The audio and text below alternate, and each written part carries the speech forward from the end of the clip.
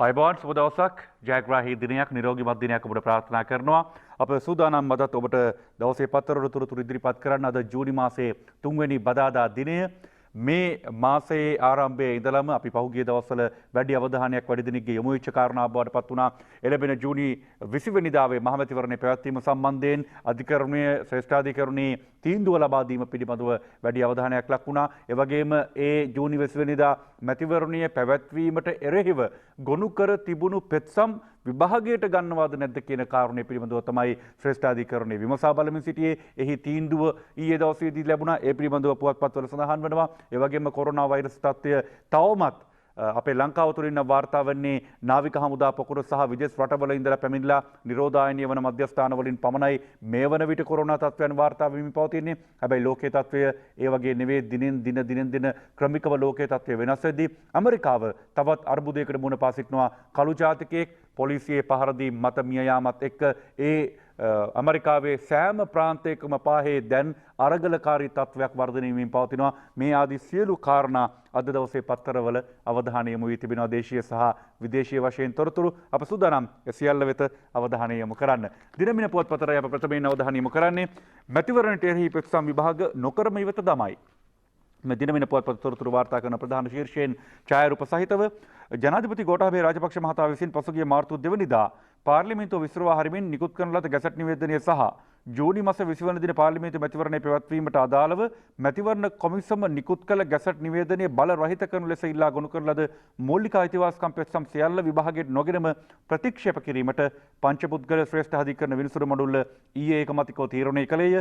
සියලු පාර්ශවයන් වෙනුවෙන් පෙනී සිටි නීතිඥවරුන්ගේ කරුණු දැක්වීම සලකා බැලීමෙන් පසුව මෙම පෙත්සම් විභාගයට ගැනීම ප්‍රතික්ෂේප කිරීමට තීරණය කර බව විනිසුරු මඩුල්ලේ සභාපති අගවිනිසුරු ජයන්ත ජයසූරිය මහතා ප්‍රකාශ කළේ යනුවෙන් දිනමින පුවත්පත තොරතුරු වාර්තා කරනවා. ඒ කියන්නේ දැන් මේ වෙද්දී මැතිවරණයේ කොමඩ ජූනි 20 වෙනිදා තියන්න බෑ කියලා මීට පෙර ආතුව මැතිවරණ කොමිසම මගින් මේ වෙනුවෙන් ඉදිරිපත් වෙච්ච නීතිඥතුමන් සඳහන් කරා ශ්‍රේෂ්ඨාධිකරණයට මැතිවරණයේ තියන්න බෑ. ඒ කාලවකවානුව වෙද්දී කොරෝනා වෛරසය ආසාදිත තත්ත්වය, කොරෝනා වෛරසය පැවති තත්ත්වය මේ ආදී කාරණාත් එක්ක සෞඛ්‍ය බලධාරීන්ගෙන් නිසි අනුමැතියක් ලැබිලා තිබුණේ නැහැ. ඒ නිසා මේක පවත්වන්න බෑ කියලා කොහොම වෙතත් ජූනි 20 මැතිවරණය පවත්වනවාට එරෙහිව තිබුණු පෙත්සම් ඉවත දාලා ඒ වගේම ජනාධිපතිවරයා නිකුත් කරන ලද ගැසට් නිවේදනයට එරෙහිව තිබුණු පෙත්සමුත් ඉවත දමා තිබෙන බව තමයි දිනමින පුවත්පත් තොරතුරු වාර්තා කරන්නේ. ලංකාදීපයත් ඒ වාර්තා කරන ප්‍රධාන ශීර්ෂයෙන් මහමැතිවරණය පෙත්සම් ඉවත දමයි විභාගයට නොගැනීමට විනිසුරු පස් කමිටුව ඒකමතිකව තීරණය කරයි. ජූනි මාස 20 වෙනිදා මහමැතිවරණයේ පැවැත්වීම සහ ජනාධිපතිවරයා විසින් පාර්ලිමේන්තුව විසිරවා හරිමින් නිකුත් කළ ගැසට් නිවේදන බල රහිත කරනු ලෙස ඉල්ලමින් ගොනු කර ඇති මූලික අයිතිවාසිකම් පෙත්සම් විභාගයට ගැනීම පංචපුද්ගල ශ්‍රේෂ්ඨාධිකරණ විනිසුරු මඩුල්ල ඊයේ ඒකමතිකව ප්‍රතික්ෂේප කළේ යනුවෙන් ලංකාදීපයේ තොරතුරු වාර්තා කරද්දී දී අයිලන්ඩ් පුවත්පතත් මේ විදිහට වාර්තා කරනවා. SC dismisses all 7 FR petitions challenging date of election. මැතිවරණයේ පවත්වන දිනය අභියෝගයට ලක් කරමින් ඉදිරිපත් කර තිබූ පෙත්සම් සියල්ල ඉවත දැමීමට පංචපුද්ගල විනිසුරු මඩුල්ල තීරණය කළ බව තමයි දී අයිලන්ඩ් පුවත්පතත් තොරතුරු වාර්තා කරන්නේ. දැන් මව්බිම පුවත්පත මේ තරමක් වෙනස් ආකාරයකින් වාර්තා කරනවා. මහචන්දය කල්දා ගන්න අවශ්‍යතාවයක් තිබුණු පාර්ශවයක අවශ්‍යතාවය ඉටු නොවුණු බව තමයි මව්බිම පුවත්පත තොරතුරු කියන්නේ.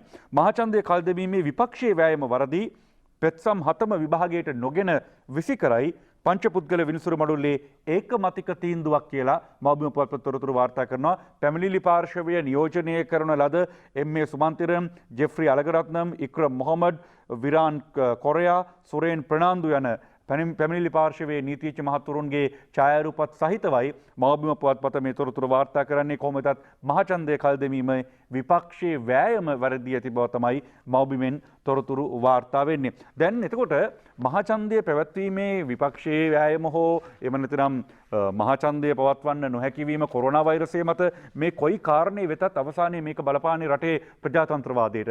ප්‍රජාතන්ත්‍රවාදයේ ක්‍රියාත්මක වන රටක් විදිහට මැතිවරණය පැවැත්වීම අනිවාර්යයි. එහෙමනම් කවද්ද මැතිවරණය තියන්න පුළුවන්? ඊළඟ ප්‍රශ්නේ එකයි. දැන් සෞඛ්‍යාංශ වලින් කොලේලියක් එන්න ඕනේ කියලා මැතිවරණ කොමිසමේ සභාපතිවරයා කිව්වා. සෞඛ්‍යාංශයෙන් කොලේලියක් දීලා තිනවා. දැන් මැතිවරණය පවත්වන්න පුළුවන් තත්ත්වයක් තියෙනවා කියලා අනිල් ජාසිංහ මහතා ඇතුළු සෞඛ්‍ය බලධාරීන් ශ්‍රේෂ්ඨාධිකරණයෙන් තීන්දුව වෙනකන් අපි ඉන්නවා කියලා කිව්වා. දැන් ශ්‍රේෂ්ඨාධිකරණයේ තීන්දුවත් ලැබිලා තියෙනවා. දැන් කවද්ද මැතිවරණය තියෙන්නේ? මහචන්දයේ අගෝස්තු 8 හෝ 15 අපේක්ෂක නම් හා මනාපංක ගැසට්ටුවත් අද හෙටම මැතිවරණ කොමිසමේ විශේෂ රැස්වීමක් අද කියලා ලංකාදීපයේ තොරතුරු වාර්තා කරනවා. මේ 8 හෝ 15 කියලා ප්‍රශ්නාර්ථයක් සහිතවයි ලංකාදීපය පළ කරන්නේ. ඒ කියන්නේ අගෝස්තු මාසයේ 8 වෙනිදා හෝ 15 වෙනිදා මේ මහමැතිවරණය පැවැත්වීමට ඉඩකඩ තිබෙන බවයි ලංකාදීපය අවිනිශ්චිතව වාර්තා කර තිබෙන්නේ. අපි අද පුවත්පතට අවධානය යොමු කරනවා. දැන් මැතිවරණය පැවැත්වෙනවා නම් 8 වෙනිදා හෝ 15 වෙනිදා ඊට අදාළ ඡන්ද පත්‍රිකා මුද්‍රණය කරන්න ඕනේ. ඒක පෙර ආතුව අවශ්‍ය කටයුතු සූදානම් වෙන්න ඕනේ. ඡන්ද පත්‍රිකා මුද්‍රණය ආරම්භ කරයි මැතිවරණ කටයුතු තීරණයට මැතිවරණ කොමිෂන් සභාව අද රැස් වෙයි. ඉදිරි පාර්ලිමේන්තු මැතිවරණයට අදාළ ඡන්ද පත්‍රිකා මුද්‍රණය කිරීම ඊයේ සිට ආරම්භ කළ බව රජයේ මුද්‍රණ දෙපාර්තමේන්තුව සඳහන් කරයි. COVID-19 තත්ත්වයේ හමුවේ සෞඛ්‍ය ආරක්ෂිතව ඡන්ද පත්‍රිකා මුද්‍රණය කිරීම ආරම්භ කළ බවත් ඡන්ද පත්‍රිකා මුද්‍රණය හැකි ඉක්මනින් අවසන් කිරීමට සැලසුම් කරන තිබෙන බවත් මුද්‍රණාලාධිපති ගංගා ලියනගේ මහත්මිය අද කළ විමසුමකදී සඳහන් කළා කියලා අද පුවත්පත තොරතුරු වාර්තා කරනවා. ඒ අතරම දේශපාලඥයෝ මැතිවරණ ප්‍රචාරක කටයුතු ආරම්භ කියලත් අද පුවත්පතේම තවත් කොටසක වාර්තා කරනවා. මේ ඡන්ද පත්‍රිකා තිබෙන පුවතට යටින් දැන් කොහොමදත් අමතක කරන්න හොඳ ඇති කාරණාව තමයි දේශපාලඥයින් දැන් එළඹෙන මහමැතිවරණය සඳහා ඉදිරිපත් වන අපේක්ෂකයන් අතරින් 225 දෙනෙක්ට විතරයි පාර්ලිමේන්තුව නියෝජනය කරන්න අවස්ථාව ලැබෙන්නේ. හැබැයි මේ අපේක්ෂකයෝ හැම දිනම තමන්ගේ මැතිවරණ පොරොන්දු ලබා දෙමින් තමන් රටට කරන්න බලාපොරොත්තු වෙන දේ, තමන්ගේ ජනතාවට කරන්න බලාපොරොත්තු වෙන දේ කියාගෙන ගෙයින්කට යන කැම්පේන් එක කරන්න ලෑස්තිලා ඇති. හැබැයි මේ කැම්පේන් එක කරද්දිත් සෞඛ්‍යාංශ දැඩිව අවධානය කරනවා. කොරෝනා වෛරසය 100%ක් පහව ගියා කියලා තත්ත්වයක් නැහැ. තවමත් එහි අවදානම් සහගත තත්ත්වය තිබෙනවා. ඒ නිසා මේ කරන හැම ප්‍රවර්ධන කටයුත්තකදීම ඒ සෞඛ්‍ය ආරක්ෂිත ක්‍රමවේද අනුගමනය කරන ලෙස සෞඛ්‍යාංශ දැඩි ඉල්ලීමක් කරනවා සියලුම අපේක්ෂකයින්ගෙන් සහ ඔවුන්ට සහයෝගය දක්වන හැම දෙනාගෙන්ම හැම පක්ෂයකින්ම. මව්බිම පුවත්පත වාර්තා කරන තොරතුරු කිහිපයක්ම මේ එක් දේශපාලන පක්ෂවල නියෝජිතින්ගේ අදහස් මේ තීන්දුව ලැබීමත් එක්ක ඉක්මනින් මහඡන්දය තියන්න මැතිවරණ කොමිසමට දැන් කඩිනමින් යට ඇඳුමින් හරි ඡන්දය තියන්න වෙනවා. විමල් වීරවංශ පාර්ලිමේන්තු මන්ත්‍රීතුමන් අමතුමා කියන කතන්දරේ හිටපු පාර්ලිමේන්තු මන්ත්‍රීතුමන් සුසිල් ප්‍රේමජයන්ත මන්ත්‍රීතුමා එතුමා නීතිඥයෙක් වශයෙන් ඉදිරිපත් වුණා මේ මැතිවරණ මේ අධිකරණ තීන්දුවට සම්බන්ධයෙන් හැකි ඉක්මනින් නව පාර්ලිමේන්තුවක් පත් කරගන්න ඕනේ. මහින්දාන දලුත්ගමගේ මහත්මයා ඡන්දය ඉක්මන් කළ යුතුයි.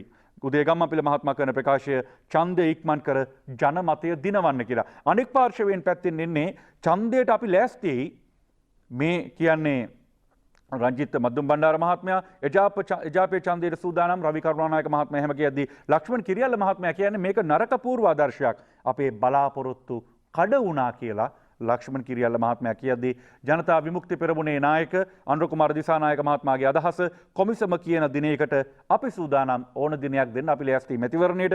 ඒ අතර විජයදාස රාජපක්ෂ මහතා ජනාධිපති නියෝජිතතුමා ඡන්දයේ කල්ගියේ මැතිවරණ කොමිසම වගකීම් පැහැර හැරිය නිසා දැන්වත් ඡන්දය ඉක්මන් කරන්න කියලා තමයි විජයදාස රාජපක්ෂ මහත්මයා මේ සියලු දෙපාර්ශවයේ දෙපැත්තෙන් අදහස් පළ වෙද්දී මැද ඉඳලා ඔහු කියන්නේ මේක මැතිවරණ කොමිසමේ වැරද්දක්. ඒ නිසා පුළුවන් තරම් ඉක්මනින් මැතිවරණය පවත්වන්න කියලා. දැන් මේ සියලු කාරණාත් එක්ක පාතාලයේ ක්‍රමිකව හිසෝසෝනවා කුඩු ව්‍යාපාරය ක්‍රමිකව ලංකාව පුරාම දැන් යලි කුඩු ජාලය ආරම්භ කරලා තියෙනවා. මේ කරුණු සියල්ල ඉදිරිපත් කළේ ජනාධිපතිතුමන් ගෝඨාභය රාජපක්ෂ මහත්මයා. එතුමන් සඳහන් කරනවා කුඩු පාතාලය ත්‍රස්තවාදීන් මර්ධනය කරන්න අවශ්‍ය කඩිනම් ක්‍රියාමාර්ග ගත යුතු බව දිවයින පුවත්පතේ තොරතුරු වාර්තා කරනවා. කුඩු පාතාල ත්‍රස්තවාදී වැඩ කෙරෙන්නේ බන්ධනාගාරයෙන්. ඒගොල්ලෝ හැදුනේ නැත්නම් මම හදනවා. ජනාධිපති බන්ධනාගාර නිලධාරීන්ට සැරෙන් කියයි කියලා දිවයින තොරතුරු වාර්තා කරනවා. කුඩු ගේන්නෙත් පාතාල වැඩ කරන්නෙත් ත්‍රස්තවාදී වැඩ කරන්නෙත් බන්ධනාගාරය ඇතුළේ ඉඳන්. බන්ධනාගාරය කරන්න එපා කියන හැම දෙයක්ම වෙනවා. ඒ නිසා බන්ධනාගාරයේ හැමෝටම මම කියන්නේ කවුරු යාළු වුණත් තරහ වුණත් ප්‍රශ්නයක් නැහැ.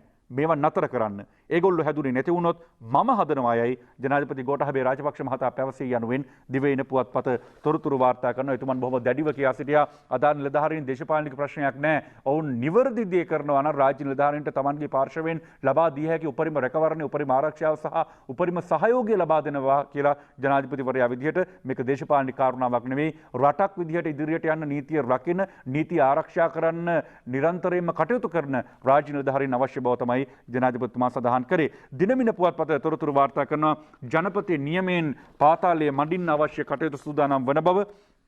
ජනපති නියමයෙන් පාතාලයේ මඩින්න විශේෂ පොලිස් කණ්ඩායමක් සංවිධානාත්මක අපරාධ මර්ධනය කරමින් පාතාල කටයුතු අඩපණ කිරීමට ජනපති නියමෙන් විශේෂ පොලිස් කණ්ඩායමක් ස්ථාපිත කර තිබේ.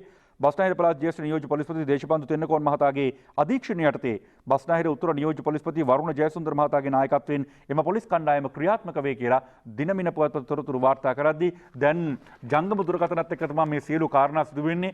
ඩුබායි ඉඳලා කෝල් කරනවා කප්පන් ඉල්ලලා, එහෙම නැත්නම් බන්ධනාගාරය ඇතුළේ ඉඳලා කෝල් කරනවා කප්පන් ඉල්ලලා, බන්ධනාගාරය ඇතුළට ජංගම දුරකථන යන්නේ කොහොමද? එතකොට ඒ අය ජංගම දුරකථන භාවිත කරන්නේ කොහොමද?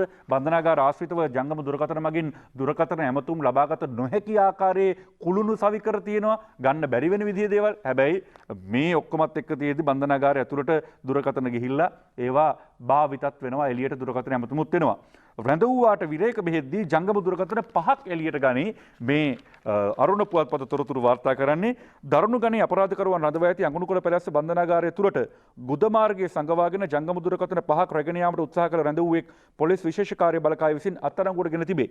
මෙලෙස අත්අඩංගුවටපත් සැකකරු ප්‍රතිකාර සඳහා තංගල රජයේ රෝහලට ඇතුළත් කිරීමෙන් පසු නැවත බන්ධනාගාරයට ගෙනවිත් සෝදිසි දොරටුවෙන් ඇතුළු කර ගන්න අවස්ථාවේදී ඔහු සතුව යම් දෙයක් ඇති බවට ස්කෑනර් යන්ත්‍රයෙන් සංඥාවක් නිකුත් වී තිබේ. ඒ අනුව එම රැඳවියා වෙන්කොට තබා මලපහ කිරීමට සැලැස්වීමෙන් අනතුරුව පෙරේදා ජංගම දුරකථන 3කුත් දෙවනිදා ජංගම දුරකථන 2කුත් සිම් කාඩ් පත් 4කුත් සොයාගෙන ඇත. සුදු පැහැති පොලිතින් කවර තුළ ජංගම දුරකථන ඔතා මෙම රැඳවියා විසින් ගුද මාර්ගයේ සංගවාගෙන තිබූ බව පොලිස් විශේෂ කාර්ය බාලකාය පවසයි. ජංගම දුරකථන 5ක් ගුද මාර්ගයේ සංගවාගෙන ඇවිල්ලා තියෙනවා.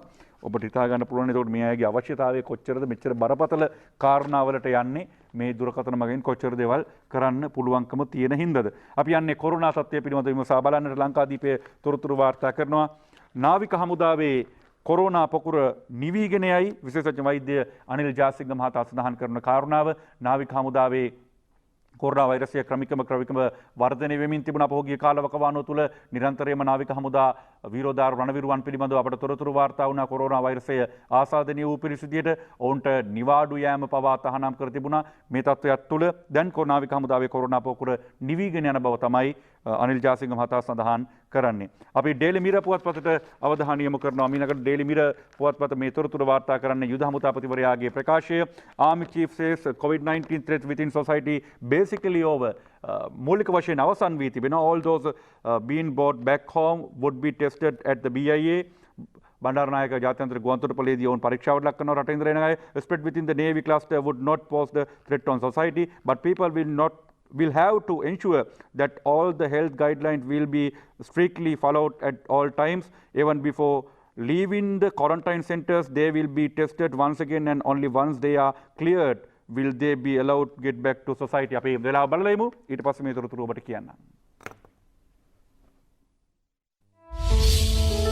දේශයේ නගා සිටුවීමේ බලාපොරොත්තුව පෙරදැරිව ශ්‍රී ලංකාවට විදේශ මුදල් එවන ඔබට මහජන බැංකුව විසින් හඳුන්වා දෙන විශේෂ තැන්පතු ගිණුම සඳහා ඉහළම පොලියක්. වැඩි විස්තර ඔබට ළඟම මහජන බැංකුවෙන්.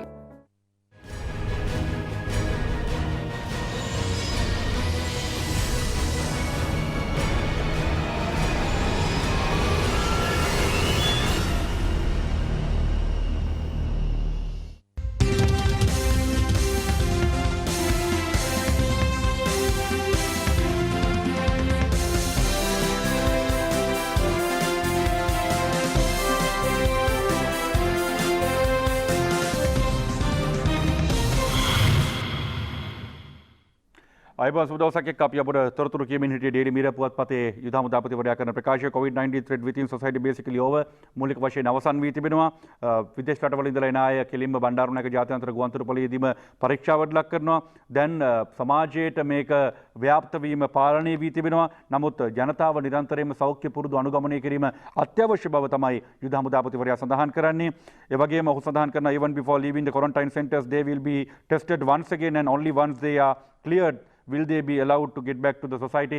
සමාජයට මේ නිරෝධායන මධ්‍යස්ථානවල ඉඳලා යන අය යන්න කලින් යලි පරීක්ෂාවට ලක් කරනවා. ඒ පරීක්ෂාවට ලක් කරාට පස්සේ PCR පරීක්ෂාවට ලක් කරාට පස්සේ යලි ඒ අයට යන්න පුළුවන් තත්ත්වයක් තිබුණොත් විතරයි ඒ අය සමාජයට මුදා හරින්න කටයුතු සූදානම් කරන්න කියලා තමයි යුද හමුදාපතිවරයා සඳහන් කරන්නේ. ඒ ආමි යුද හමුදාපතිවරයාගේ ප්‍රකාශයේ වර්තමානයේ කොරෝනා තත්ත්වය පිළිබඳව කොරෝනා වෛරසයෙන් හමුදා නිලධාරීන් සම්බන්ධයෙන් දිලමනේ පුවත්පත තොරතුරු වාර්තා කරන හේතු යුද හමුදාපතිවරයා කරන ප්‍රකාශයක්මයි. කොරෝනා වෛරසය හමුදා නිලධාරීන්ගෙන් සමාජයට යන්න දෙන්නේ නැහැ. හමුදාපතිවරයා කරන ප්‍රකාශය නුවන් කොඩිකාරයි වාර්තා කරන්නේ. වෛරසය ආසාදිත වූ හමුදා නිලධාරීන්ගෙන් එම වෛරසය සමාජයට පැතිරීමට කිසිදු ඉඩක් නොතබන බව යුද හමුදාපති ලුත්තිතන් ජෙනරාල් ශවේන්ද්‍ර සිල්වා මහතා පවසයි කියලා දිනමින පුවත්පත තොරතුරු වාර්තා කරද්දී දිවයිනට අපි අවධානය යොමු කරන PCR පරීක්ෂාවට ලක් කරන තරමට තමයි දැන් කොරෝනා වෛරස පිරිස කොච්චරද කියලා අපිට නිවැරදි ආකාරයෙන් දැනගන්න පුළුවන් වෙන්නේ. පෙරේදා වන විට PCR පරීක්ෂණ 66421ක් කරලා මේ වාර්තා කරන්නේ දිවයින පුවත්පත PCR පරීක්ෂණ සම්බන්ධයෙන්. අපි දිවයින පුවත්පතින් පස්සේ අවධානය යොමු කරනවා අද පුවත්පත හැමදාම තොරතුරු වාර්තා කරන COVID-19 වෛරසයේ ලංකාවේ පවතින තත්ත්වය, ලෝකයේ පවතින තත්ත්වය මොන විදිහටද කියලා අපි බලමු. අද වාර්තා මොන විදිහටද කියලා ඊයේ රාත්‍රී 10 වන විට යාවත්කාලීන වූ තත්ත්වය තමයි මේ විදිහට තොරතුරු වාර්තා කරන්නේ. අද පුවත්පත මෙරටින් වාර්තා වූ ප්‍රමාණය ආසාදී තියෙන 1643යි. මරණ සංඛ්‍යාව 11යි. පූර්ණ සුවය ලැබූ සංඛ්‍යාව 823යි. ලෝකයෙන් වාර්තා වූ ප්‍රමාණ වෙත අවධානය යොමු කරනවා අපි ඊළඟට අද පුවත්පතේ තොරතුරු වලට අනුව ඊයේ රාත්‍රී 9 වන විට තත්ත්වය මේ වුන් ඉදිරිපත් කරන්නේ ආසාදිතයෙන් 64,50,733යි මරණ සංඛ්‍යාව 3,78,181යි පූර්ණ සුවය ලැබූ සංඛ්‍යාව 29,33,422ක් පූර්ණ සුවය ලබා තිබෙනවා. මේ අද පුවත්පතයි තොරතුරු වාර්තා කරන්නේ ලෝකේ පවතින තත්ත්වය සහ වර්තමානයේ ලංකාවේ පවතින තත්ත්වය පිළිබඳ. ඒ අතර යුද හමුදා නිලධාරියෙකුට කොරෝනා වෛරසය ආසාදිත වූ බවට මීට පෙර ආතුව තොරතුරු වාර්තා වී තිබුණා. දැන් එහි දිගුවක් දක්නට ලැබෙනවා. ලංකාදීප පුවත්පත තොරතුරු වාර්තා කරනවා හෝමාගම හමුදා නිලධාරියාගේ බිරිඳටත් දරුවෙකුටත් කොරෝනා. මේ තමයි ලංකාදීප පුවත්පතේ තොරතුරු වාර්තා කරන්නේ. හැබැයි ඔවුන්ට මේ කොරෝනා වෛරසය ආසාදනය වී ඇති බවට තහවුරු වන්නේ ඔවුන් නිරෝධායනය වෙමින් සිටියේදී බවත් ලංකාදීප තොරතුරු වාර්තා කරන නිසා එතරින් එහාට ඒක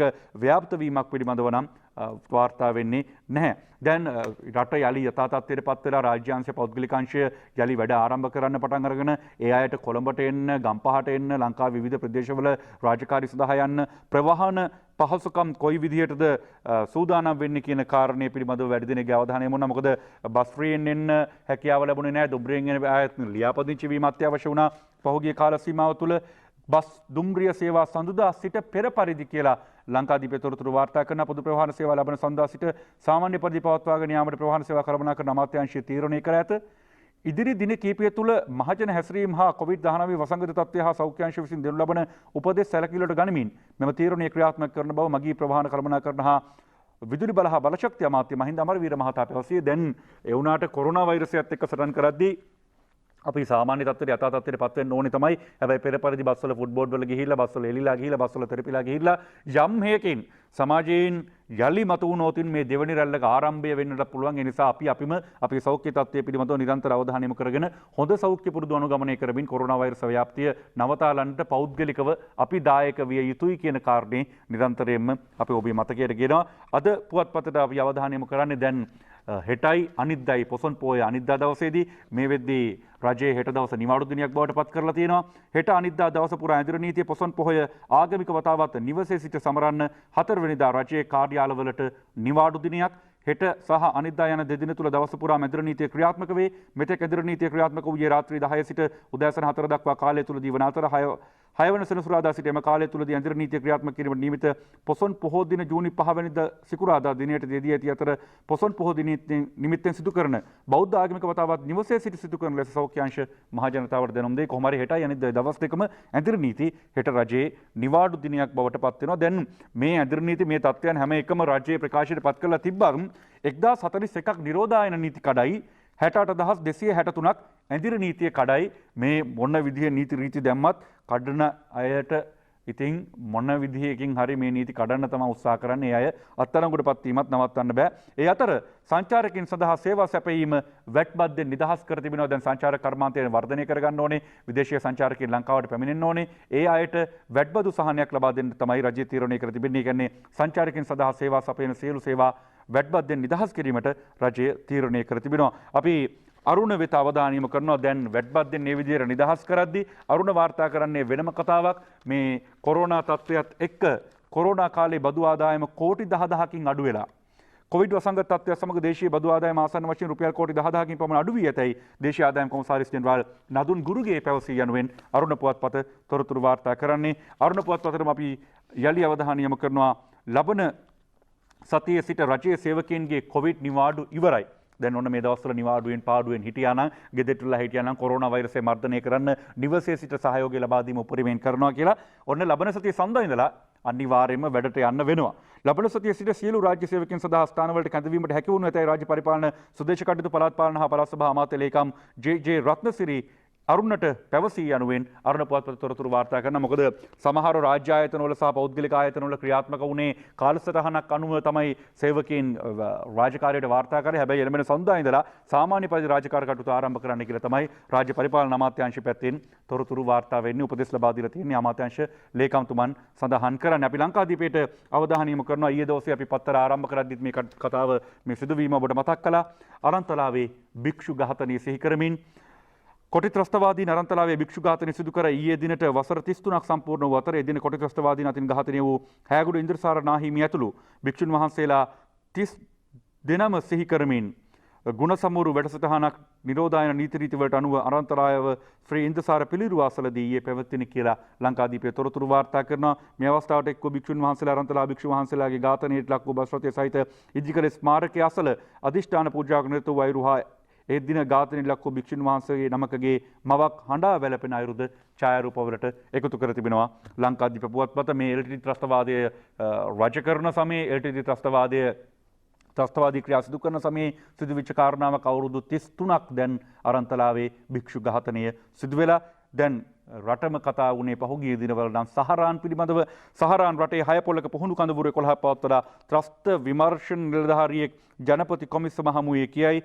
මොහොමඩ් සහරාන් ඇතුළු ත්‍රස්තයන් තරුණියන් පුහුණු කිරීම සඳහා දෙවයිනේ ස්ථාන 6කදී පුහුණු කඳවුරු 11 පවත්වාගෙන ගොස් ඇති බව ත්‍රස්තවාදී විමර්ශන කොට්ටාශයේ නිලධාරියෙක් පාස්කු විරුද්ධ ප්‍රහාරය සම්බන්ධ විමර්ශනය කරන ජනාධිපති විමර්ශන කොමිසම හමුවේ සාක්ෂි දෙමින් පැවසියේ කියලා ලංකාදීපයේ තොරතුරු වාර්තා කරනවා. මේ සහරාන්ලා ගැන කතා කරද්දී අපට මෙවැනි මුස්කිලා ගැනත් කතා කරන්න අවස්ථාව ලැබීම, සහරාන්ලා ගැන කතා කරන්න කනගාටුවෙන් කතා කරද්දී මුස්කිලා ගැන සතුටෙන් කතා කරන්න අවස්ථාවක් ලැබීම පිළිබඳව ලංකාදීපයේ වාර්තා කරන්නේ. මුස්කි ඇහිලු පොකට්ටුව පොලිසිය මගින් අයිතිකාර චතුරංගට දුන් සත්ක්‍රියාව, සිංහල ජාතිකයෝ අයත් මුදල් පසුම්බියක්, බැංකු කාඩ් පතක් සහ එහි රහස්‍ය අංකය ලියූ කොළකැබැල්ලද සමග අහුලාගත් 19 හැවිරිදි මුස්ලිම් තරුණයෙක් අයිතු කර සොයා බාර දෙන ලෙස ඉල්ලමින් එම මුදල් පසුම්බිය වෙළඹඩ පොලිසිය ස්ථානයට ගෙනවිත් බාර දීමේ සිද්ධියක් වෙළඹඩ පොලිස් ස්ථානයෙන් වාර්තාවේ ඡායාරූපයක් සහිතව පළ කරන මුදල් පසුම්බිය හැවුළු මොහමඩ් මුස්කි ඒ පොලිස් ස්ථානාධිපතිවරයාට බාර දෙන අවස්ථාව. මේ තමයි සැබෑ ශ්‍රී ලාංකික මුස්ලිම් සහෝදරත්වය. ඒ වගේම මතක් කරන්න ඕනේ අර දමිළ තරුණිය බේරා ගන්නට දියට පැන්න මුස්ලිම් තරුණයා.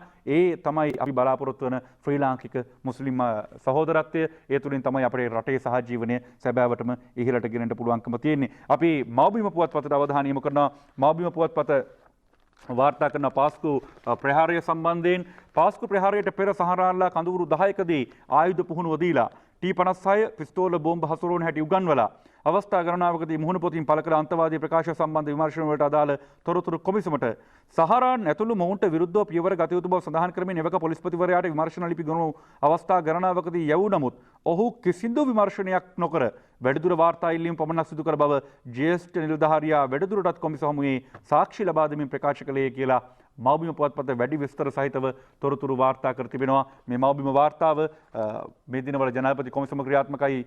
සංඛ්‍යාව 71,2965යි.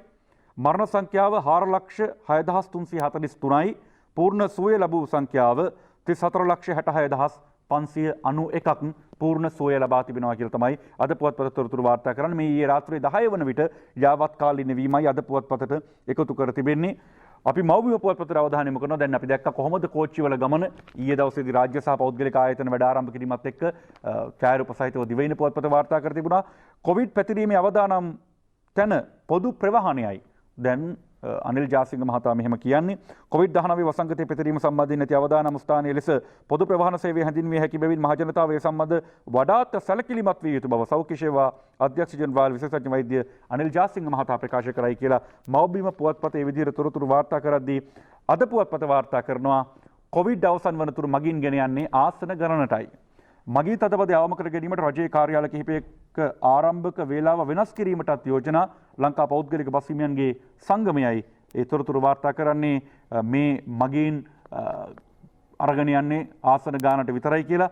කොවිඩ් තත්ත්වය අවසන් වනතුරු ආසන සංඛ්‍යාවට මගින් රැගෙන යාමට කටයුතු කරන බවත් මගී තදබදය අවම කර ගැනීම සඳහා රජයේ කාර්යාල කිහිපයක ආරම්භක වේලාව වෙනස් කරනු ලෙස ජනාධිපති ගෝඨාභය රාජපක්ෂ මහතාට ඊයේ යෝජනා කළ බව ලංකා පෞද්ගලික බස් හිමියන්ගේ සංගමය සඳහන් කරයි කියලා. බලමු වේලාවල් වෙනස් වෙලා පෞද්ගලික බස්වල යන්න පුළුවන්කම ලැබෙවිද කියලා ආසන ගානට ඉඳගෙන. ඒ අතර දැන් මගී ප්‍රවාහන බස් රථ හිමියනුත් මේ වෙලාවේ මුහුණ දෙනවා ගැටලුවකට. Tamanට ආසන ගානට විතරක් මගින් අරන් ගිහිල්ලා බෑ. ඒ නිසා ඒ අයටත් යම් සහනයක් අවශ්‍යයි. මගී ප්‍රවාහන බස් හිමියන්ගේ පාඩුව අවම කිරීමට විශේෂ දීමනාවක් දෙන බව දිනමින පුවත්පත සඳහන් කරනවා. පෞද්ගලික සහ රාජ්‍යාංශීය මගී ප්‍රවාහන බස් රථවල ආසන සංඛ්‍යාවට පමණක් මගින් ප්‍රවාහනය කිරීම නිසා බස් හිමියන්ට ඇතිවන පාඩුව අවම කිරීම සඳහා රජය විසින් විශේෂ දීමනාවක් පිරිනැමීමට තීරණය කර ඇති බව මගී ප්‍රවාහන හා විදුලි බල ඇමති මහින්ද අමරවීර මහතා ප්‍රකාශ කරයි කියලා දිනමින පුවත්පත වාර්තා කරද්දී මව්බිමට අපි යනවා බස් ඉන්ෂුරන්ස් මාස 3කට දික් කරයි. ඒ කියන්නේ බස්වල දැනට තියෙන ඉන්ෂුරන්ස් එක කල්ලිකුත් වෙලා තියෙනවා නම් තවත් මාස 3ක් යනකම් ඒක වළංගු බව තමයි මහින්ද අමරවීර මහතා ප්‍රකාශ කරන්නේ. ඒ නිසා ඉන්ෂුරන්ස් ගන්න පොඩ්ඩක් කඩිනමින් කටයුතු කරන්න අවශ්‍යතාවයක් නැහැ. නිවිහැනේල ගිහිලා ඉන්ෂුරන්ස් එක ගන්න පුළුවන්කම තියෙනවා. තවත් මාස 3කට ඉන්ෂුරන්ස් එක වළංගුයි කියලා තමයි සඳහන් කරන්නේ. දැනට කල්ලිකුත් වෙලා තියෙනවා නම්. කොවිඩ් රෝගී මලසිරුරු මිහිදන් කිරීම පිළිබඳවත් අද වාර්තා කරනවා මේ විදිහට. කොවිඩ් රෝගී මලසිරුරු වැළලීමට ඉඩ නොදෙන්න මහාචාර්ය මෙතික විතානගේ මහතා කරන ප්‍රකාශයයි මව්බිම පුවත්පත ඔබට දක්වා තිබෙන්නේ. අපි යනවා තොරතුරු විමසා බලන්නට දී අයිලන්ඩ් පුවත්පතට මීළඟට. Avantgarde chief tells PCOI on political victimizations. මේ දේශපාලන පලිගැනීම් වලට ලක් වූවන්ට victimization දේශපාලන පලිගැනීම් වලට ලක් වූවන්ගේ කොමිසම විමසා බලන ජනාධිපති කොමිසමට සාක්ෂි ලබා දෙන්නේ මේ විදිහට Avantgarde සභාපතිතුමන් Nishanka Senathipati Mahatma Sri Lanka lost GSP Plus due to illegal fishing by Senaratna vessel. Rajya Senaratna මහත්මයාගේ නෞකා මගින් නීති විරෝධී ආකාරයෙන් මත්ස්‍ය මසුන් මුහුදේ මසුන් ඇල්ලීම මේ නිසා තමයි මේ තත්ත්වය ඇති වුණේ. මේ GSP සහන ආදී ආකාර දේවල් නැති වුණේ රටට කියලා ඊයේ දවසේදී ජනාධිපති කොමිසමේදී නිශාංක සේනාධිපති මහතා කරන ලද ප්‍රකාශය දී අයිලන්ඩ් පුවත්පත උපුටා දක්වා තිබෙනවා. අපි වෙලාව බලමු තවත් තොරතුරු විමසා බලන්න. දවල්ටත් රැටත් වැඩියෙන්ම ඩේටා දෙන SLT 4G අපි අගයන්නේ ඔබවයි. අපි දිනමින පුවත්පතට අවධානය යොමු කරනවා ඊළඟට. යහපාලන මැති ඇමති 25ක් නැව් සේවයට හිතවතුන් බඳවා ගන්න ලියුම් එව්වා. දැන් Avantgarde නීති විරෝධී කියන අය තමයි මේ විදිහට ලියුම් එවලා තියෙන්නේ. Avantgarde පාවෙන ගවඩාව නීති විරෝධී බවට පුන පුනා පවසන පරාජිත රාජ්‍ය සේනාරත්න ඇතුළු එවකට යහපාලන ආණ්ඩුවේ මැති ඇමති පිරිසක් ඔවුන්ගේ හිතවතුන් බඳවා ගන්නා ලෙස ඉල්ලූ බව නිශ්ශංක සේනාධිපති මහතා පවසයි කියලා අද දිනමින පුවත්පත උපුටා දක්වා තිබෙනවා. දැන් ජනාධිපති කොමිසම හමුවේ මේ සියලු කාරණා විමර්ශනයට ලක් වෙනවා. දේශපාලන පලිගැනීම් වලට ලක් වූවන් පිළිබඳව විමර්ශනය කරන ජනාධිපති විශේෂ කොමිසම අපි මව්බිම පුවත්පතට අවධානය යොමු කරනවා. දැන් විල්පත්තුව පිළිබඳව පහුගිය කාලවකවානුවේ දැඩි කතාබහට ලක් වුණා. ඒ අතර අමාත්‍යවරයෙක්ගේ නමකුත් ඈඳුලා තිබුණා. ඒ වකට හිටිය අමාත්‍යවරයෙක්ගේ විල්පත්තුවේ අක්කර 2388ක් එලි කළාට රිෂාඩ්ට නොතීසි කියලා මව්බිම පුවත්පත තොරතුරු වාර්තා කරනවා. ඒ වගේම ලොව වැඩිම අලි මරණ ශ්‍රී ලංකාවේ අලි පහර දීම නිසා මිය යන මිනිසුන් වැඩිම රටවල් අතර දෙවෙනි තැන. ශ්‍රී ලංකාවේ පළාත් 8ක දිස්ත්‍රික් 19ක පිහිටි ප්‍රාදේශීය ලේකම් කොට්ටාශ 131ක පමණ අලි මිනිස් ගැටුම් වාර්තා වේ කියලත් අද පුවත්පත තොරතුරු වාර්තා කර තිබෙනවා. ඒ අතර මිය වුණ ව්‍යාප්තිය ඉහළ යාමේ අවධානමක් තියෙනවා කියලත් අද පුවත්පත තොරතුරු වාර්තා කරන්නේ. ඊට අවධානය සිටින ලෙසත් වසංගත රෝග විද්‍යාංශයේ මහජනතාවගෙන් ඉල්ලා තිබෙනවා. කොරෝනා, ඩෙන්ගු, මීවුන මේ හැම එකමත් එක්ක අපේ ජීවිත සෞඛ්‍ය තත්ත්වය පිළිබඳව දැඩි අවධානයකින් ඉන්න ඕනේ. එහෙම වුණොත් විතරයි වෙන කාටවත් ඇවිල්ලා අපිව පරිස්සම් කරන්න පුළුවන් කමක් නැහැ. අර කියනවා වගේ මදුරුවන්ට ඇඳිරි නීතිය දාන්න පුළුවන් කමක් නැහැ. ඒ නිසා අපි අපේම පරිසරය පිරිසුදු කරගෙන මේ රෝගවලින් ආරක්ෂා වීමට අවශ්‍ය ක්‍රියාමාර්ග ගත යුතුයි. අනිවාර්යයෙන්ම අපි ලංකාදීපයට අවධානය යොමු කරනවා. ජපුර නව තාක්ෂණික විද්‍යාපීඨය විවෘත කිරීම, තාක්ෂණික පීඨය විවෘත කිරීම ශ්‍රී ලංකාවේ ප්‍රථම අංග සම්පූර්ණ තාක්ෂණ පීඨය වන ශ්‍රී ජයවර්ධනපුර විශ්වවිද්‍යාලයේ නව තාක්ෂණික පීඨය අග්‍රාමාත්‍ය මහින්ද රාජපක්ෂ මහතාගේ ප්‍රධානත්වයෙන් ඊයේ විවෘත කෙරෙන එහිදී අග්‍රාමාත්‍යවරයා සමුරු පළකය නිරාවරණය කළ අවස්ථාව ඡායාරූප සහිතව ලංකාදීපය තොරතුරු වාර්තා කරනවා. අපි යනවා බන්ධනාගාරයේ නව තනතුරේ වැඩ බාරගත් බන්ධනාගාර කොමසාරිස් ජෙනරාල් විදියට තුෂාර උපුල්දෙනිය මහතා මව්බිම පුවත්පතේ වාර්තා කරන පාතාලයට හා කුඩු මුදලාලිලාට යට වී ආත්මය පාවා දෙන්න එපා බන්ධනාගාර කොමසාරිස් ජෙනරාල් තුෂාර උපුල්දෙනිය මහත්මයා කරන ප්‍රකාශය ලංකාදීපය පුටා දක්වනවා. ඒ අතර මව්බිම පුටා දක්වන ලංකාදීපයේ මේ විදිහට තොරතුරක් වාර්තා කරනවා. බන්ධනාගාර නව ප්‍රධානී වැඩබාර ගනිද්දී අතිරේක කොමසාරිස් සේවයෙන් ඉවත් වෙයි කියලා එක්කෙනෙක් වැඩබාර ගනිද්දී එක්කෙනෙක් ඉවත් වෙලා ගිහලා තිනවා. ඇයි මේ ඉවත් වීම මොකක්ද හේතුව කියන දේත් අපි විමසා බලන්නට අවශ්‍යයි. නව බන්ධනාගාර කොමසාරිස් ජෙනරාල්වරයා වශයෙන් තුෂාර උපුල්දෙනිය මහතා වැඩබාර ගැනීමත් සමග බන්ධනාගාර මූලස්ථානයේ අතිරේක කොමසාරිස් ජෙනරාල්වරයෙකු වශයෙන් සේවය කළ වෙනුර ගුණවර්ධන මහතා එම මොහොතේම සිය විශ්‍රාම ලියකියවිලි ಭಾರತೀಯ සේවයෙන් ඉවත්ව ගිය බව බන්ධනාගාර ආරංචි මාර්ග පවසයි.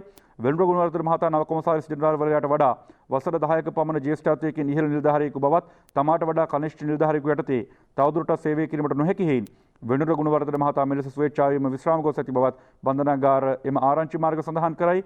ගුණවර්ධන මහතා 1995 වසරේ බන්ධනාගාර දෙපාර්තමේන්තුවේ සේවයට එක්ව ඇති අතර ඒ මහතා නීතිඥවරයෙකු ලෙසද කටයුතු කර ඇත. ගුණවර්ධන මහතාට සේවයෙන් විශ්‍රාම යාමට නියමිතව තිබුණේ 2022 වසරේ අගභාවිකයේදී බවද බන්ධනාගාරයෙන් තොරතුරු වාර්තා වෙනවා කියලා තමයි ලංකාදීපය අද තොරතුරු වාර්තා කර තිබෙන්නේ. අපි යනවා කාටුන් බලන්නට. ලංකාදීප සරදම් කාටුනේ පංකජ රුවින්දගේ ඡන්දේ ඉල්ලගෙන ගෙවල් ඇතුළට යන්නත් බැරිලු. අර නව නීති රීති ගැන ඔබට කිව්වනේ. ජනලෙන් එබෙන එක්කනට තමයි සර් ප්‍රශ්නේ. ජනලෙන් එබෙන එක්කන කවුද? ඔබ දන්නවා. මව්බිම පුවත්පතට අපි යනවා මරුසිපාල කාටුනියට එම්.ඩී. විරරත්නගේ ඡන්දය එක දිනක ගණන් කිරීම තව දිනකලු. එතකොට කිරිබත් ඉවීම රතිඥාපත්තු කිරීම තවත් දිනයකද කියලා තමයි අද මව්බිම පුවත්පතේ මරුසිපාලගේ කාටුනේ තියෙන්නේ. අපි අරුණ පුවත්පතට යනවා හුරේරාගේ කාටුනේ බලන්න. මනාපාංක ලෑස්තිලු සර් පොරොන්දුත් ලෑස්තිද බං කියලා අහනවා අද හුරේරා මේ කාටුන් එක. අපි යනවා ලංකාදීපේ දාසගේ කාටුනේට. අලියත් අරගෙන පල්ලම බහිනවා හෙන්ඩුවත් අතේ තියාගෙන නගින බවක් නම් පේන්නේ නැහැ බහින බවක් පේනවා කියලා තමයි දාසගේ කාටුනෙන් කියවෙන්නේ. ස්වාරිස් දාස හපෝලානගේ කාටුනය ලංකාදීප පුවත්පතේ අපේ මැතිවරණ කොමිසමේ සභාපතිතුමා ඉන්නවා hina වෙවි.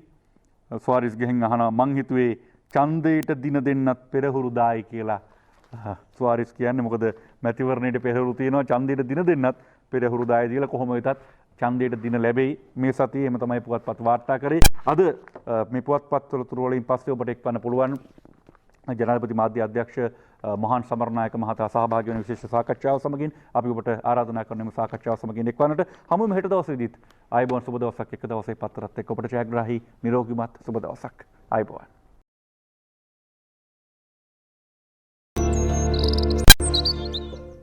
සුබදෑසනක් ප්‍රාර්ථනා කරන ඔබ සියලු දෙනාටම අද යලිත් අපි සුපුරුදු කතාබහට පිවිසෙනවා. ඒ තමයි අප මෙතුවක් කාලයක් සම්පූර්ණයෙන්ම අපේ කතාබහ වෙන් කර තිබුණේ කොරෝනා වසංගතයත් සමගින් ඇතිවුණු තත්ත්වයන් පිළිබඳ විග්‍රහ කරන්නට.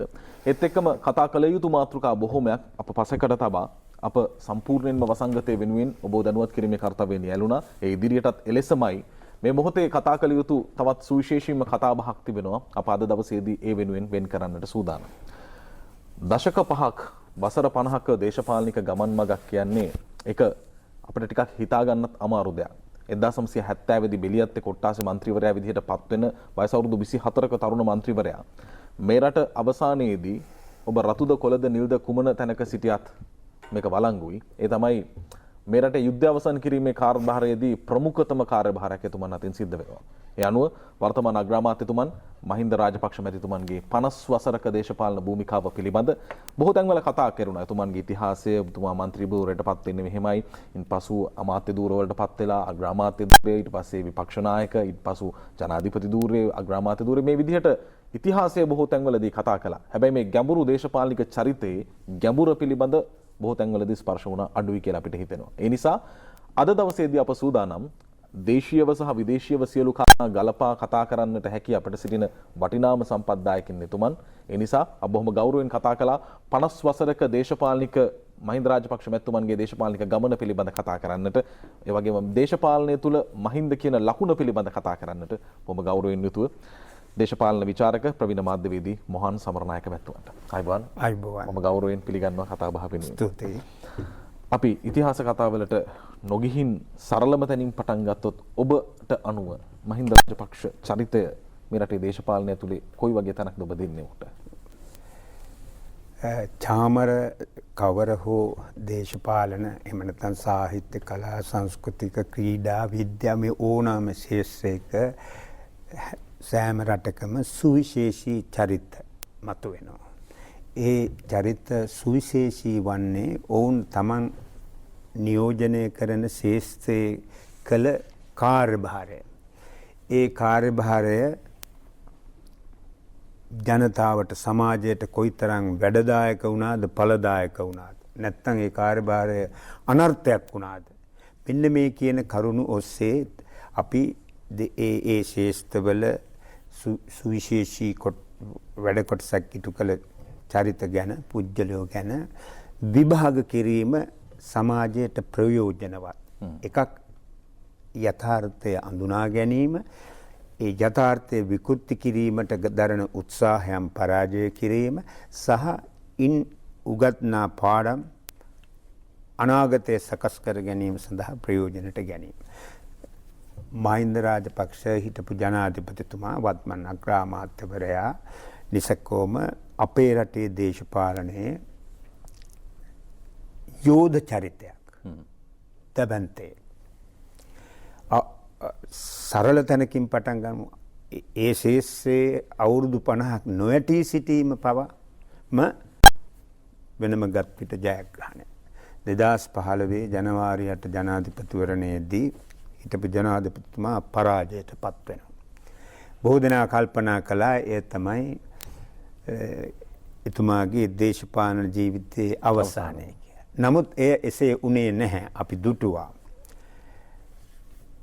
විශාල වශයෙන් ජනතාව හිටපු ජනාධිපතිවරයාගේ නිවසට යන්නට කනස්සල්ල පළ කරන්න ඇතැම් අය කම්පාවට පත්ව පඳුළු හෙළන ඒ දර්ශන අපි දුටුවා. ඇයි එහෙම වුණේ? එතකොට බලයෙන් පහව ගිය දේශපාලන චරිතයක් වෙනුවෙන් එවැනි හිතයිශී ප්‍රතිචාරයක් පළ වුණේ ඇයි? එහෙමනම් ජනතාවට ඇඟට දැනෙන ඔවුන්ගේ අනාගතයට යහපතක් වන කාර්යභාරයක් ඒ චරිතය විසින් ඉටු කර තිබීම නිසා. ඉතින් මම දකින්නේ චාමර මෙවැනි සංවාදයකදී අප කළ යුත්තේ ඒ අපේ කතාබහට ලක්වන දේශපාලන චරිතය පිළිබඳව ප්‍රශංසාත්මකව සහ ප්‍රශස්ති ගායන ස්වරූපයෙන් කතා කිරීම නොවේ. ඇත්ත වශයෙන්ම ඒ දේශපාලන නායකයා සමාජයට කළ මෙහෙවර කුමක්ද? ඒ මෙහෙවර කළේ කුමන අභියෝග මැදද? දේශපාලන වශයෙන්, ආර්ථික සමාජීය වශයෙන් සහ අද අපි ජීවත් වෙන්නේ එකට බැඳුණු ලෝකයක. කවර හෝ රටකට තමන්ගේ රට ඇතුලේ තමන්ට අවශ්‍ය අභිමත ස්වාධීන ක්‍රියාමාර්ගයකට යන්න අද පිළිවන් කමක් නැහැ. දැන් නිදර්ශනයක් ලෙස අපේ රට පිහිටා තිබෙන ස්ථානය නිසා උපාය මාර්ගික වශයෙන් අතිශයින් වැදගත්. උපාය මාර්ගික වශයෙන් වැදගත් කියන එකේ තේරුම මේ බලවතුන්ට යුද්ධ කිරීමේදී මේ භූමිය ප්‍රයෝජනවත් වෙනවා. ඊළඟට ආර්ථික වාණිජ්‍ය වශයෙන් එය වැදගත්. ඒක ඒ පිළි අරගෙන තියෙනවා. මම ඔබට නිදර්ශන දෙකක් විතරක් සඳහන් කරන්නම්. 2010 දී පමණ අපේ රටේ වාර්ෂික කතිකාවක් ආරම්භ වුණා. ඒකට සිංහලෙන් කිව්වේ ගෝලීය සංසදය කියලා. Goal dialogue. ගෝල් කිව්වහම ගාල්ලේ නෙමෙයි ඒක තිබුණේ බොහෝ වෙලාවට කොළඹ තිබුණේ. එහිදී කතා කරේ මේ සාමුද්‍රීය ආර්ථිකය සාගරවල ආරක්ෂාව මැරිටයිම් සිකියුරිටි ගැන තමයි කතා කළේ. එක වාරයක ඒ ගාලු කතිකාවේ ප්‍රධාන දේශකයා විදියට ආවේ ඇමරිකා එක්සත් ජනපදයේ ඉන්දු ශාන්තිකර කලාපයේ නාවික හමුදා අනදෙන නිලධාරියා. ඔහුගේ නම අඩ්මිරාල් හැරි හැරිස්. ඔහු තමන්ගේ කතාවේදී කිව්වා ලංකාවේ තියෙන වැදගත්කම මොකක්ද? ඔහු කිව්වා කරුණු තුනක් නිසා මේ රට වැදගත්. පායමාර්ගික වශයෙන්, වාණිජ වශයෙන්. මොනවද මේ කරුණු තුන? ඔහු සඳහන් කළා. 1 පිහිටීම, ලොකේෂන්. 2 පිහිටීම. 3 පිහිටීම. ලොකේෂන්.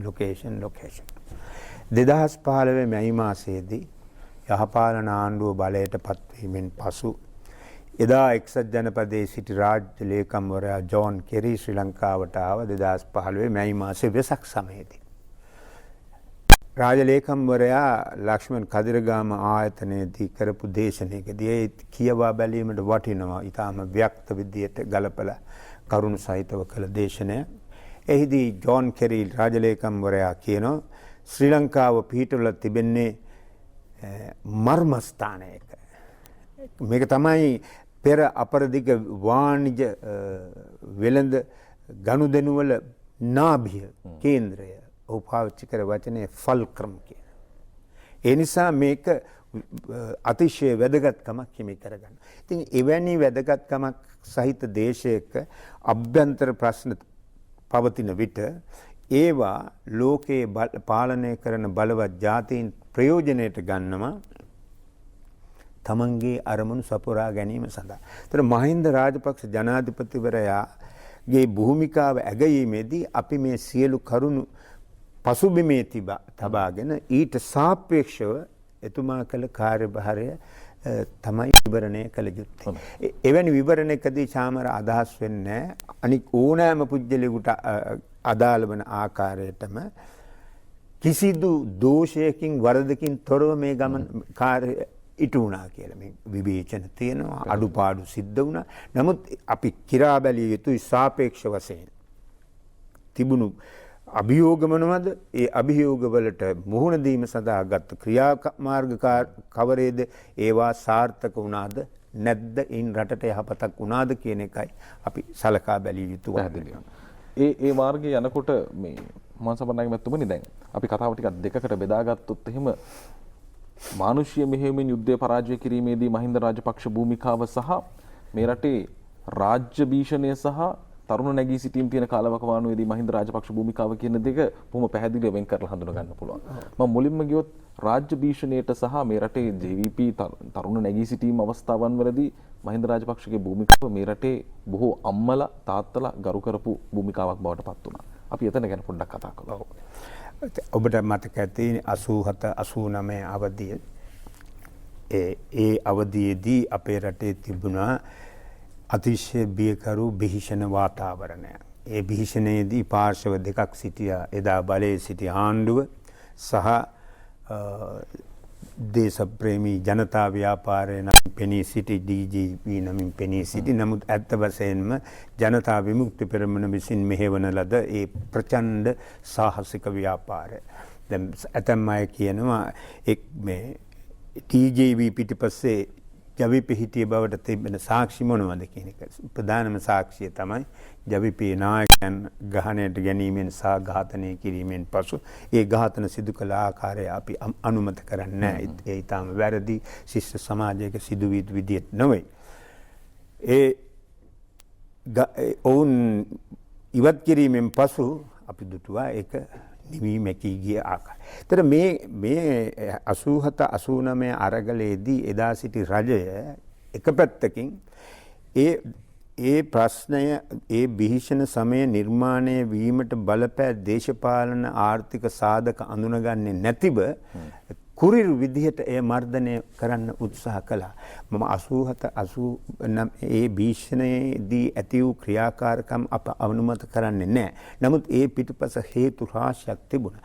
කොහොමද මේ ව්‍යාපාරයේ පැන නැග්ගේ ප්‍රධාන හේතුවක් තමයි අර 1982 ජනමත විචාරණයෙන් බලය අයුතු ලෙස පැහැරගෙන අසාධාරණ මේ අපේ රටේ තිබුණු අතිශය දූෂිත ඡන්ද විමසීමකින් බලය තහවුරු කරගත්ත ආණ්ඩුව 1983 ජූලි කලබල සැලසුම් කළ ක්‍රියාත්මක කරලා ඒ වරද වෙන අය පිට පැටවීම සඳහා ගත්ත පියවරකින් මුල් කොටගෙන තමයි මේක මතුවෙන්නේ.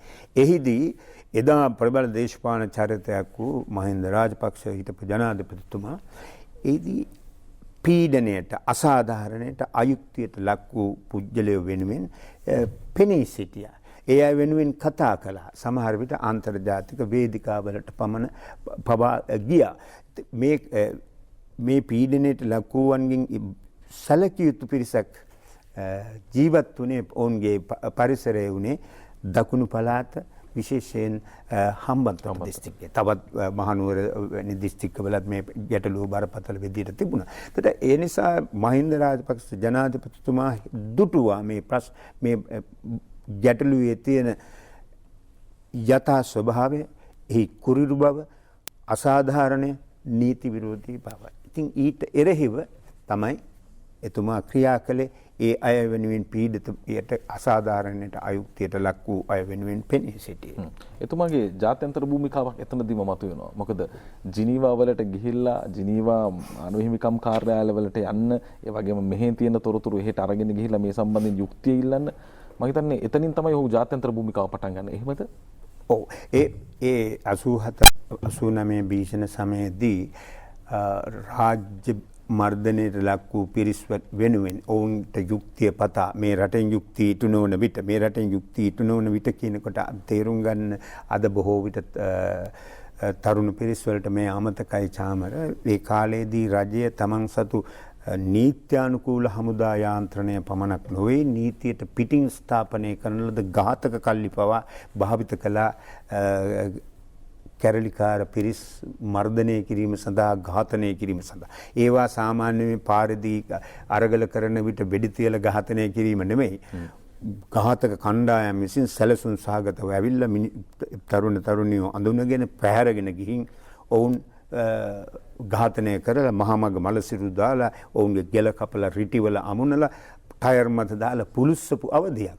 ඒක එහෙම එය ඊටාම කුරිරු මර්ධනකාරී ක්‍රියාවක්. එදා ඒ මර්ධන ක්‍රියාකලාපයේ පෙරමුණේ හිටිය පොලිස් නිලධාරියෙක් මට මතකයි රොයිටර් වාර්තාකරුවෙකුට කියලා තියෙනවා, අඩුම ගානේ අපි ලක්ෂයක් ඉවත් කරන්න ඕන මේ ප්‍රශ්නේ විසඳන්න නම්. ඒ විදිහේ අමානුෂික ආකල්පයකින් තමයි ක්‍රියා කළේ. ඉතින් ඒ කාලේදී තිබුණු ආන්තර්ජාතික යාන්ත්‍රණ වලට මේ කරුණ යොමු කළා. මෙතන ඉතින් දේශපාලන අරමුණක් තිබුණා. නමුත් ඒ දේශපාලන අරමුණ මෙහෙවෙන්නේ මේ රටේ ඇතිවුණු ඒ බරපතල නීති විරෝධී අයුක්ති සහගත අමානුෂික වැඩපිළිවෙල නිසා. ඒ දෙපාර්ශ්වයේම තරගයට මිනිසුන් ඝාතනය කළ නිසා. එදා තිබුණේ නෑ මානව හිමිකම් කවුන්සිලයක් චාමර. හියුමන් රයිට්ස් කවුන්සිල් කියන ආයතනය තිබුණේ නෑ. ඒ වෙනුවට එක්සත් ජාතීන්ගේ සංවිධානයේ ඇතුළේ තිබුණු මානව හිමිකම් යාන්ත්‍රණයේ ප්‍රධාන ආයතනය වුණේ මානව හිමිකම් කොමිසම. ඔය අද තියෙන කවුන්සිලයේ මෙන් බලපෑමක් සහිත ප්‍රබල ආයතනය නොවේ. නමුත් ඒ ප්‍රශ්නේ එතනට ගෙන ගියා මහින්ද රාජපක්ෂ ජනාධිපතිතුමා සහ වෙනත් දේශපාලන පාරසුව නිසා. ඒ නිසා රජයට බලපෑමක් ඇති වුණා මේ ප්‍රශ්නය පිළිබඳව වඩා සාධාරණ දෘෂ්ටියකින් ක්‍රියා කිරීමට තල්ලුවක්, පීඩනයක් ඇති කළා. ඇතැම් අය මෙහිදී සඳහන් කරනවා එදා මානව හිමිකම් වෙනුවෙන් ජිනීවා එක්සත් ජාතීන්ගේ මානව හිමිකම් යාන්ත්‍රණය වෙත ගිය මහින්ද රාජපක්ෂ ජනාධිපතිතුමාගේ පාලන සමයේ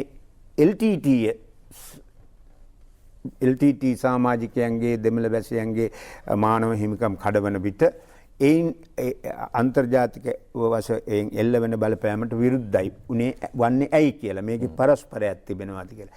නමුත් මේ දෙකේ පැහැදිලි වෙනස්කම් තියෙනවා චාමර. LTTට එරෙහි සටන කරන විට අපි තේරුම් ගන්න ඕන LTTE සමාජිකයෝ සියලු දෙනාම අයිති වුණේ දෙමළ සමාජයට. නමුත් LTTට එරෙහි සටන කරන විට දෙමළ සමාජය ආරක්ෂා කිරීමට එදා හිටිය ආණ්ඩුව, ඒ කියන්නේ මහින්ද රාජපක්ෂ ජනාධිපතිතුමාගේ නායකත්වයෙන් යුත් ආණ්ඩුව තමන්ට කළ හැකි සෑම දෙයක්ම කළා. ඔවුන්ගේ මේ ප්‍රකාශිත ප්‍රතිපත්තියක් තිබුණා zero civilian casualties කියලා. ඒ කියන්නේ සිවිල් ජනයා අතර ජීවිත හානි බිඳුවට ගේනවා කියලා. එහෙමම පුළුවන් වුණාද දන්නේ නැහැ. නමුත් ප්‍රකාශිත ප්‍රතිපත්තියක් තිබුණා.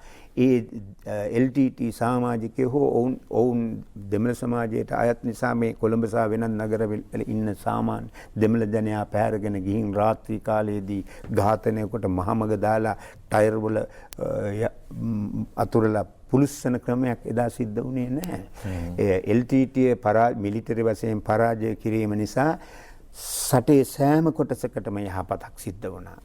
සාමයෙන් නිරුපද්‍රිතව බිය නැතුව ජීවත් වීමේ පරිසරය නිර්මාණය වුණා.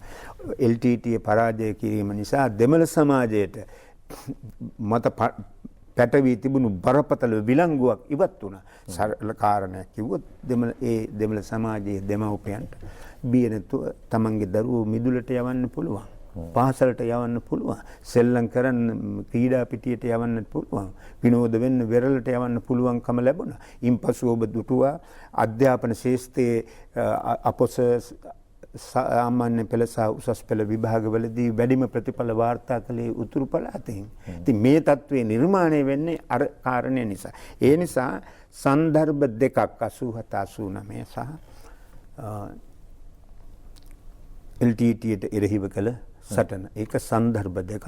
එහි පැහැදිලි වෙනස්කම් තිබෙනවා. දැන් ජිනීවා යනවා දරුවෝ මෙහි මරනකොට ඊට එරෙහිව එතුමන්. ඉන් පස්සේ 2000 යුද්ධ අවසන් වුණාගෙන් පසු දමිළ ජනතාවට සාධාරණයක් වුණා කියන කාරණෙත් එක්ක ඔබතුමා කිව්ව ආකාරයට යම් ආකාරයේ මානව හිමිකම් පැත්තෙන් චෝදනා එළවෙන තැනට එනවා. ඒත් එක්කම පහුගිය රජයේ කාලවකවානුවේදී කියවෙච්ච දේ තමයි මහින්ද රාජපක්ෂගේ ජාත්‍යන්තර ප්‍රතිපත්තිය කියන දේ අනුමත කරන්න පුළුවන් එකක් නෙමෙයි කියලා. සමහරු කිව්වා කොන්ද කෙලින් තියාගෙන රාජ්‍යයක් විදිහට අපි ලෝකෙට මුහුණ දුන්නේ මහින්ද රාජපක්ෂ කාලවකවානුවේ කියලා. ඇත්තටම මහින්ද රාජපක්ෂ භූමිකාවේ විදේශ ප්‍රතිපත්තිය පිළිබඳ ඔබේ අදහස මොකක්ද? දැන් චාමර ඔබේ කතාවේදී කියුණානේ දෙමළ සමාජයට සිදුණු අසාධාරණකම්. ජන කොටස් වලට අසාධාරණකම් සිදුව තිබෙනවා අපේ රටේ. දෙමළ ජනයාටත් තිබෙනවා.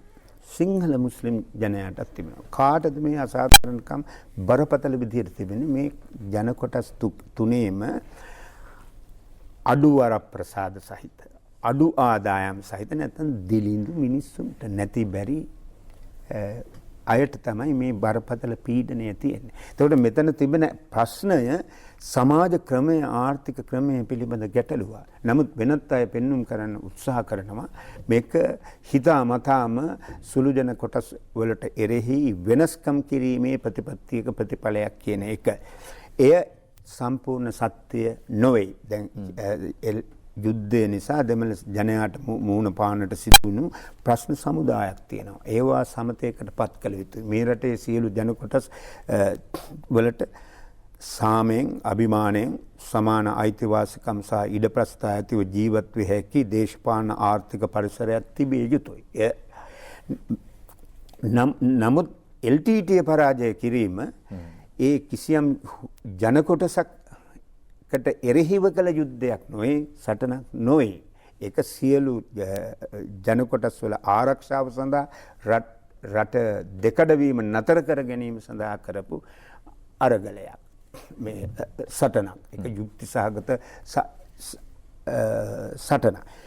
LTT මිලිටරි වශයෙන් පරාජය කරන්නේ නැතිව වෙන විකල්පයක් නැති තැනට අපේ රට ආවා. මහින්ද රාජපක්ෂ ජනාධිපතිතුමා 2005 දී බලයට පැමිණීමෙන් පසුව LTT සමග සාකච්ඡා කිරීමට ජිනීවා නගරයට ගියා. නෝර්වේ රාජ්‍යයේ ඔස්ලෝ නගරයට ගියා. නමුත් ඒ සෑම විටම LTT අනම්‍ය අදම්‍ය පිළිවෙතක පිහිටා සිටියා. තමන්ට වෙනම රාජ්‍යයක් හැර වෙන විසඳුමක් එපා කියන එක. ඔබට මතක ඇති LTT බලවත්ව සිටි කාලේ එහි නායකයා වේලුපිල්ලේ ප්‍රභාකරන් කරපු සෑම දේශනයක්ම අවසන් කරන්නේ විමුක්ති කොටින්ගේ පිපාසය ඊළමයි කියන වචනේ. ඒක තමයි ඔහු අන්තිමට සඳහන් කරන්නේ. ඉතින් මෙන්න මේ අනම්‍ය පිළිවෙත, මුරණ්ඩු පිළිවෙත හමුවේ LTTට එරෙහිව මිලිටරි ක්‍රියාමාර්ගයක් ගැනීම හැර වෙන දෙයක් නැති බව අවසානයේදී විශේෂයෙන් මාවිල් ආරුසරව වසා දැමීමෙන් පසු නිශ්චිත වශයෙන්ම මහින්ද රාජපක්ෂ ජනාධිපතිතුමා තීරණය කළා. ඒ තීරණය ඉදිරියට ගියා සාර්ථකව. එසේ ගෙන යාමේදී අන්තර්ජාතික වශයෙන් බලපෑම් ඇති වුණා. ඒ බලපෑම් හමුවේ ඔහු ක්‍රියා කළේ කෙසේද කියන එක අපි කරුණු ඇතුරෙන් සාක්ෂි ඇසුරෙන් තේරුම් ගන්න උත්සාහ කරමු. මේකෙදී අපි තව කාරණයකට යොමු වෙන්න ඕන කියන එකයි මම දකින්නේ. දැන් අපේ වනි රටවල කියන්නේ දිලිඳු දුබල කුඩා රටවල අභ්‍යන්තර ගැටලු ලෝකය පාලනය කරන බලවත් ජාතීන් ප්‍රයෝජනයට ගන්නවා එකී රටවල් තමන්ගේ ග්‍රහණයේ අනසක යටතේ තබා ගැනීම සඳහා. මගේ විශ්වාසය වාමාංශික හෝ වෙනත් අදහස් දරන දේශපාලන පක්ෂවලට පවා මේ බහු යථාර්ථය මේ දේශපාලන යථාර්ථය පිළිබඳව ප්‍රමාණවත් අවබෝධයක් නැහැ කියන එකයි. චාමරම් අපි මේක මේ වෙලාවේ මේ සියල්ල පැහැදිලි කරන්නට අපේ කාලයමදී අපි මේ ජීවත් වෙන ලෝකයේ තිබෙනවා යම් කිසි සන්දර්භයක් දේශපාලන ආර්ථික වශයෙන් ජාතීන් අතර. මේක අන්තර්ජාතික අධ්‍යයනවලදී කියනවා ලෝක රටාව world order එකක් තියෙනවා. මොකද්ද මේ තිබෙන world order එක? දැන් අවුරුදු 300-400ක සිට තිබෙන world ලෝක රටාවේ ස්වභාවය තමයි මුදුනේ සිටිනවා නැත්නම් කේන්ද්‍රයේ සිටිනවා බලවත් ධනවත් ජාතීන් 14 පරිදියේ සිටිනවා ඔවුන්ගේ අනසක අනුව ක්‍රියා කරන්නට සිදු වී තිබෙන අකමැත්තෙන් හෝ රටවල් සමූහය. ඇයි එහෙම තියෙන්නේ? ඒ රටාවේ ප්‍රතිඵලයක් වශයෙන් තමයි අර මුදුනේ සිටින රටවල් විශාල ධනයක් ගොඩනගාගෙන තියෙන්නේ. ඊට ඉහළ පරිභෝජන මට්ටමක් භුක්ති විඳින්නේ ලෝකයේ ඉහළින් සිටින්නේ. වෙන වචනවලින් කියනවා නම් ඔවුන් තමයි මුළු ලෝකයේම දේශපාලන ආර්ථික සමාජීය මිලිටරි සංස්කෘතික වශයෙන් පාලනය කරන්නේ. ඒ පාලනය ගෙන යාම සඳහා ඔවුන්ට අවශ්‍යයි අර පරිවාරයේ තියෙන රටවල් තමන්ගේ ග්‍රහණය තියාගන්න. ඒ රටවල සම්පත් තමන්ගේ ප්‍රයෝජනට පැහැර ගැනීම සඳහා. එසේ ග්‍රහණය තියා ගැනීම පහසු කාරණයක් නොවේ. මොකද ඒ කවර හෝ ජාතියක් කැමති නැහැ පරාදීනව සිටින්. ඒ සඳහා ඔවුන් උපයෝගී කරගන්නවා විවිධ උපාය මාර්ග, විවිධ මෙවලම්. ඒ මෙවලම් වලින් එකක් තමයි පරිවාරයේ රටවල් ඇතුලේ ගැටුම් ඇති කිරීම.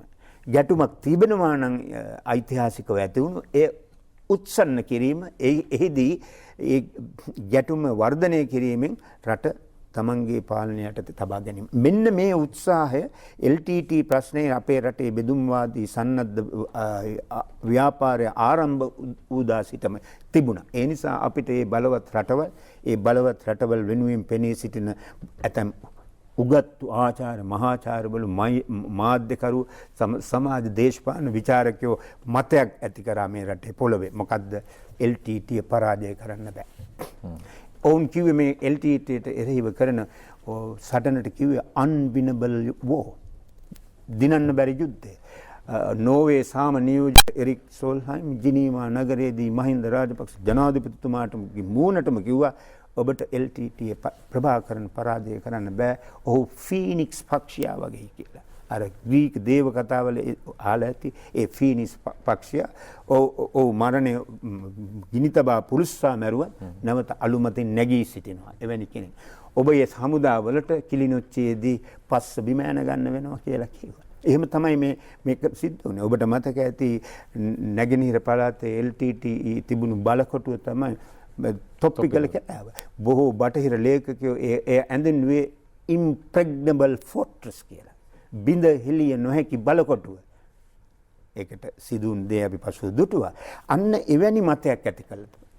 එවැනි පිරිස් මේ සටන ව්‍යර්ථ කරන්න, අසාර්ථක කරන්න උත්සාහ කළා. සමහර පැති වලින් එක්සත් ජනපදයේ අපේ හමුදාවලට තොරතුරු දෙන අතර නමුත් LTT බේරා ගැනීමට ඔවුන් අවසානයේදී උත්සාහ කළා. යුද්ධයේ ඊටම උච්ච අවස්ථාවට ළඟා වී තිබූ 2009 අප්‍රේල් මාසයේ මගේ මතකයේ හැටියට 25 විතර මේ රටට එනවා. එදා බ්‍රිතාන්‍යයේ විදේශ මන්ත්‍රී ඩේවිඩ් මිලිබර්න් සහ ප්‍රංශයේ විදේශ මන්ත්‍රී බර්නාඩ් කුෂ්නර් අවිත් මහින්ද රාජපක්ෂ ජනාධිපතිතුමාට කියනවා මේ සටන නවත්තන්න. මේක ලේඛනගත වෙලා තියෙනවා. ඔවුන් කියන්නේ අපිට තියෙනවා ඔබට පණිවිඩයක් දෙන්න අන්තර්ජාතික ප්‍රජාවගෙන්. එතන මේ අන්තර්ජාතික ප්‍රජාව කියන්නේ ඒගොල්ලන්ටමයි. ලෝකයේ සියලු රටවල් නෙවෙයි එතන නියෝජනය. නම් ඔවුන් කියනවා ඔබේ යුද්ධය නිසා මේ රටේ දෙමළ ජනයා විනාශ වෙනවා. ඒක වහාම නතර කරන්න. ජනාධිපතිවරයා කියනවා අපි තව දුරටත් ඔබේ කොලනියක් නොවේ. 1948 දී අවසන් වුණා. මා කරන්නේ මේ රටේ ජනතාවට අවශ්‍ය දේ ත්‍රස්තවාදය පරාජය කිරීමෙන් මිස අප නතර වන්නේ නැහැ. මෙන්න මේ මහින්ද රාජපක්ෂ ජනාධිපතිතුමාගේ ස්ථාවරය සහ ඊට පෙර පැවති ස්ථාවර සංසන්දනය කරන්න. මගේ කියවීම නම් දේශපාලන ජනාධිපති ජේ.ආර්. ජයවර්ධන මහතාට ඕනකමක් තිබුණා LTT මිලිටරි වශයෙන් පරාජය කරන්න. ඔහු ඇත්තටම මේ ප්‍රශ්නය උග්‍ර කිරීමට මුල්ලු චරිතයක්. නමුත් ඒකම ඔහුට තිබුණා කියන එකයි මම විශ්වාස කරන්නේ. ඒකට හොඳම සාක්ෂිය 1987 ඔපරේෂන් ලිබරේෂන් මෙහෙයුම. ඒ මෙහෙයුමදී ඉන්දියාවෙන් දැඩි බලපෑමක් ආවා. ඇත්තම ඉන්දියාවේ බලපෑම තමයි පණිවිඩයක් දුන්නා. අර අහසින් ඇවිල්ලා පරිප්පුසා බෙහෙත් දාලා කිව්වා මේක නතර නොකළොත් අපි ඔබට පහර දෙනවා කියන එක. එවිට ජනාධිපති ජයවර්ධන මහතාට වෙන විකල්පයක් තිබුණේ නැහැ. ඔහු එයට අවනත වුණා ඉන්දියාවේ බලපෑමට. නමුත් ඒ ආකාරයේ බලපෑමක් මෙවර එන විට ඒවා සමනය කිරීමට අවශ්‍ය පරිසරය නිර්මාණය කරගන්න මහින්ද රාජපක්ෂ ජනාධිපතිතුමාගේ පාලනය සමත් වුණා. හොඳයි. අප තවදුරටත් කතා කරමු. කෙටි විරාමයකට යමු. 50 වසරක අද්විතීය දේශපාලන ගමන පිළිබඳ අපි කතා කරමින් සිටින්නේ. ඉරක් උදා වෙන හැම දවසක් පැතුම් සැබෑවන සුබ දවසක් රට පුරා ජය දෙදන හොඳ දවසක් අද කෝටිපති වැසි වසින දවසක් කෝටි පහකින් නැරඹෙන ජයමල්ලක් දිනපතාම පිරිනමන අද කෝටිපති සමග හැම දවසක්ම සුබ දවසක්. Prima Stella Set Yogurt. Be healthy, be active and be safe.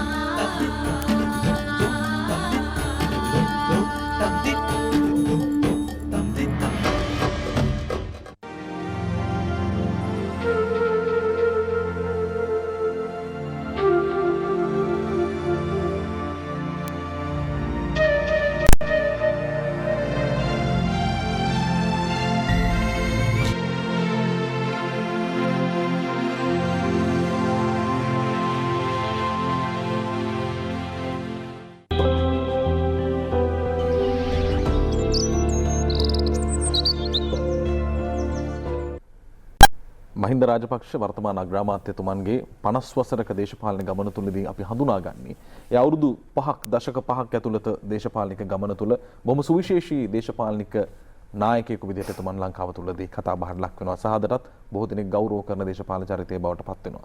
ඒ භූමිකාව පිළිබඳව අපි කතා කරමින් සිටියේ.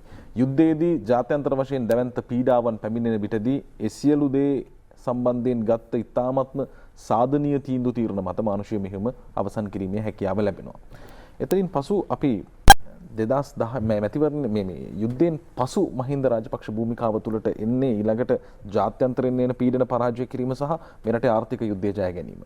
එතනදී මහින්ද රාජපක්ෂ භූමිකාව පිළිබඳ ඔබේ අදහස මොකක්ද? 2005 නොවැම්බර් මාසයේ මහින්ද රාජපක්ෂ ජනාධිපතිතුමා දුහුරයට පත් වෙන්නේ. ඒ වන විට රටේ තිබුණු පරිසරය කුමක්ද අපි දැන් කතා කර නමුත් නැවත මතක් කරමු මේ නිසි පරිදි යථා තක්සේරුවක් කිරීම පිණිස අපේ රටේ පෙදුම්වාදී යුද්ධයක් තිබුණා. යුද්ධයක් තිබුණා විතරක් නොවේ නොනිල වශයෙන් වෙනම රාජ්‍යයක් ඒ වන විට නිර්මාණය වෙලා තිබුණා. ඒ වෙනම රාජ්‍යයට අගනුවරක් තිබුණා කිලිනොච්චි කියලා. ඒ වෙනම රාජ්‍යයේ වෙනම පරිපාලනයක් තිබුණා. වෙනම සන්නද්ධ හමුදා තිබුණා. චාමර අපේ දේශපාලන කියවීම අනුව රාජ්‍යයක පැවැත්මට අවශ්‍ය සාධක අතර අනිවාර්ය එකක් තමයි සන්නද්ධ බලය. නැත්තම් සංවිධානාත්මක ප්‍රචණ්ඩත්වය, organized violence. ඒතර LTTට ලෝකයේ වෙන කවර ගරිල්ලා සංවිධානයකට නොතිබූ ආකාරයකට යුද පාබල හමුදාවක් තිබුණා. නාවික හමුදාවක් තිබුණා, ගුවන් හමුදාවක් තිබුණා, පොලිසියක් තිබුණා, මහ බැංකුවක් තිබුණා, විවහාර මුදලක් තිබුණා, අධ්‍යාපන දෙපාර්තමේන්තු තිබුණා, නොනිල වෙනම රාජ්‍යයක් තිබුණා. දැන් ජනාධිපතිවරයාට තිබුණ තෝරගන්න එක්කෝ LTTට අවශ්‍ය විදිහට ගමන යන්න දෙනවා, එහෙම නැත්නම් ඒ නතර කරනවා. එහෙම ගමන යන්න දුන්න නම් චාමර එය නොවුණු නිසා දැන් කෙනෙකුට ඔප්පු කරවන්න පුළුවන් කමක් නැහැ. අවසානයක් දැකිය නොහැකි මරා ගැනීමක ආරම්භය තමයි ඒක. 2005 පරාජය වුණා නම්. ඔහු පරාජය වුණා නම් නෙවෙයි මම කියන්නේ LTT ජයග්‍රහණය කළා නම්. ඇත්තම බොහෝ විට වෙන්න තිබුණා අපිට මහින්ද රාජපක්ෂ ජනාධිපතිතුමාට 2005 දී ජයග්‍රහණය නොලැබුණා නම් එතනට යන්න තිබුණා. එතනට යන විදිහට තමයි රටේ මතය ඇදිලා තිබුණේ. පාලකයෝ අතර පවා සන්නද්ධ හමුදා ඇතුළේ හිටිය LTT පරාජය කරන්න බැහැ කියන. සන්නද්ධ හමුදා ඇතුළේ ඉහළ නිලධාරීන් සිටියා. ඒ LTT මතවාදයේ සාධාරණීකරණය කරපු NGO වල වැඩමුළු වලට සහභාගී වෙච්ච අය හිටියා. ඒ විදිහට තමයි මතක සාමාන්‍ය ජනයා අතර අදහසක් මෝරමින් තිබුණා. අනේ මෙන්න මේක මරා ගන්න ජීවිත නැති කරගන්න බෑ, මැරෙන්නට බෑ. ඔය ඉල්ලන දෙයක් දීලා මේක අවසානයක් කරන්න කියන තැනකටත් ඇවිත් තිබුණා. ඇත්තම ඒ අදහස ක්‍රියාත්මක වුණා නම් අද මේ වන විට අපේ රටේ තත්ත්වය බෙහෙවින් වෙනස්. චාමර වාර්ගික පදනමකින් කෘත්‍රිම විදිහට බෙදී වෙන් වී ගිය කිසිදු රටකට අත්වී ඇති යහපතට වැඩි අයහපත. සරලම උදාහරණයක් තමයි ඉන්දියාව සහ පාකිස්තානය. මේක ඔවුන් වෙන් නොවී සිටිය නම් මම හිතනවා අද ලෝකයේ ඉතාම ප්‍රබල රාජ්‍යයක් අද මොකද්ද සිදු වී තිබෙන්නේ වෙන් වී යාම නිසා මේ දෙරට දවසේ පැය 24 පුරා එකිනෙකාට තුවක්කු අමෝරාගෙන ඉන්න පරිසරයක්. කෝටි සංඛ්‍යාත මිනිසුන් දිලිඳුකමේ පතුලටම ගිලී සිටියේදී මේ දෙරට න්‍යෂ්ටික අවිනිෂ්පාදනය කරන්න කෝටි සංඛ්‍යාත මුදලක් වැය කරනවා. එහෙම ඒක තමයි ප්‍රතිඵලය. අන්න ඒක නතර කරගන්නට ජනාධිපතිවරයාගේ මෙහෙවර උදව් වුණා.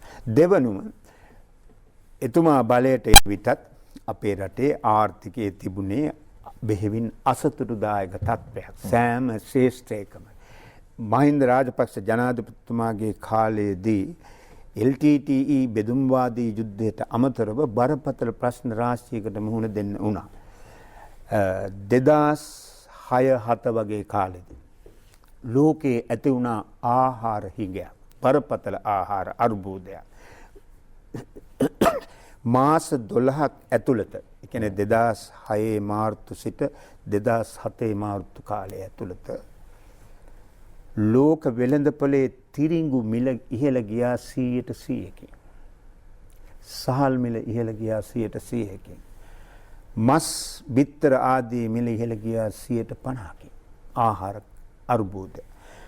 ඒ කාලේ රටවල් 45ක පමණ ඇති වුණා ආහාර කැරලි. මේ බංග්ලාදේශයේ පවා. මම දන්නේ නැහැ එතකොට ඔබේ වයසද කීයද කියලා චාමර. මේ රටේ එහෙම දෙයක් වුණේ නැහැ. ඒක ඒ පීඩනයේ සාමාන්‍ය ජනයාට නොදැනෙන විදිහට මම කියන්නේ අතිශය සාධාරණ විදිහට සියල්ල බෙදා ආර්ථිකයේ ඵලය බෙදා හැරීම සිද්ධ වුණා කියලා. නමුත් එයින් මේ රටේ දුප්පත්ම ජනතාව පීඩනයට පත්වීම වළක්වා ගන්න හැකියාව තිබුණා. මේ මහින්ද රාජපක්ෂ ජනාධිපතිතුමාගේ පාලන සමයේදී ලෝකයේ ඛනිජ තෙල් මිල, ඉන්ධන මිල ගණන් මෑත අවදියේ ඊටාම ඉහළ තැනකට ළඟා වී තිබුණා. දැන් ඒ ඊටාම පහළ තැනකට ඇවිත් තිබෙනවා. මෙන්න මේ ඊළඟ 2008 දී ඇති වුණා ඇමරිකා එක්සත් ජනපදයේ බරපතල මූල්‍ය අර්බුදයක් කඩා වැටීම. මේ අර්බුදය කොයිතරම් තීව්‍ර එකක්ද කියනවා නම් චාමර බොහෝ දේශපාලන ආර්ථික විචාරකයෝ ඒක අඳුන්වන්නේ the great financial crisis කියලා. මහා මූල්‍ය අර්බුදය. බොහෝ අය විචාරකයින්ගේ තක්සේරුවක් තිබෙනවා. එය 1929-30 අවුරුදු දෙකේදී ලෝකයේ ඇති වුණු මහා අවධමනය the great depression වලට පස්සේ ඇති වෙච්ච බරපතලම ආර්ථික අර්බුදය. එය ලෝකයේ රටවල් ගණනාවකට පැතිර ගියා.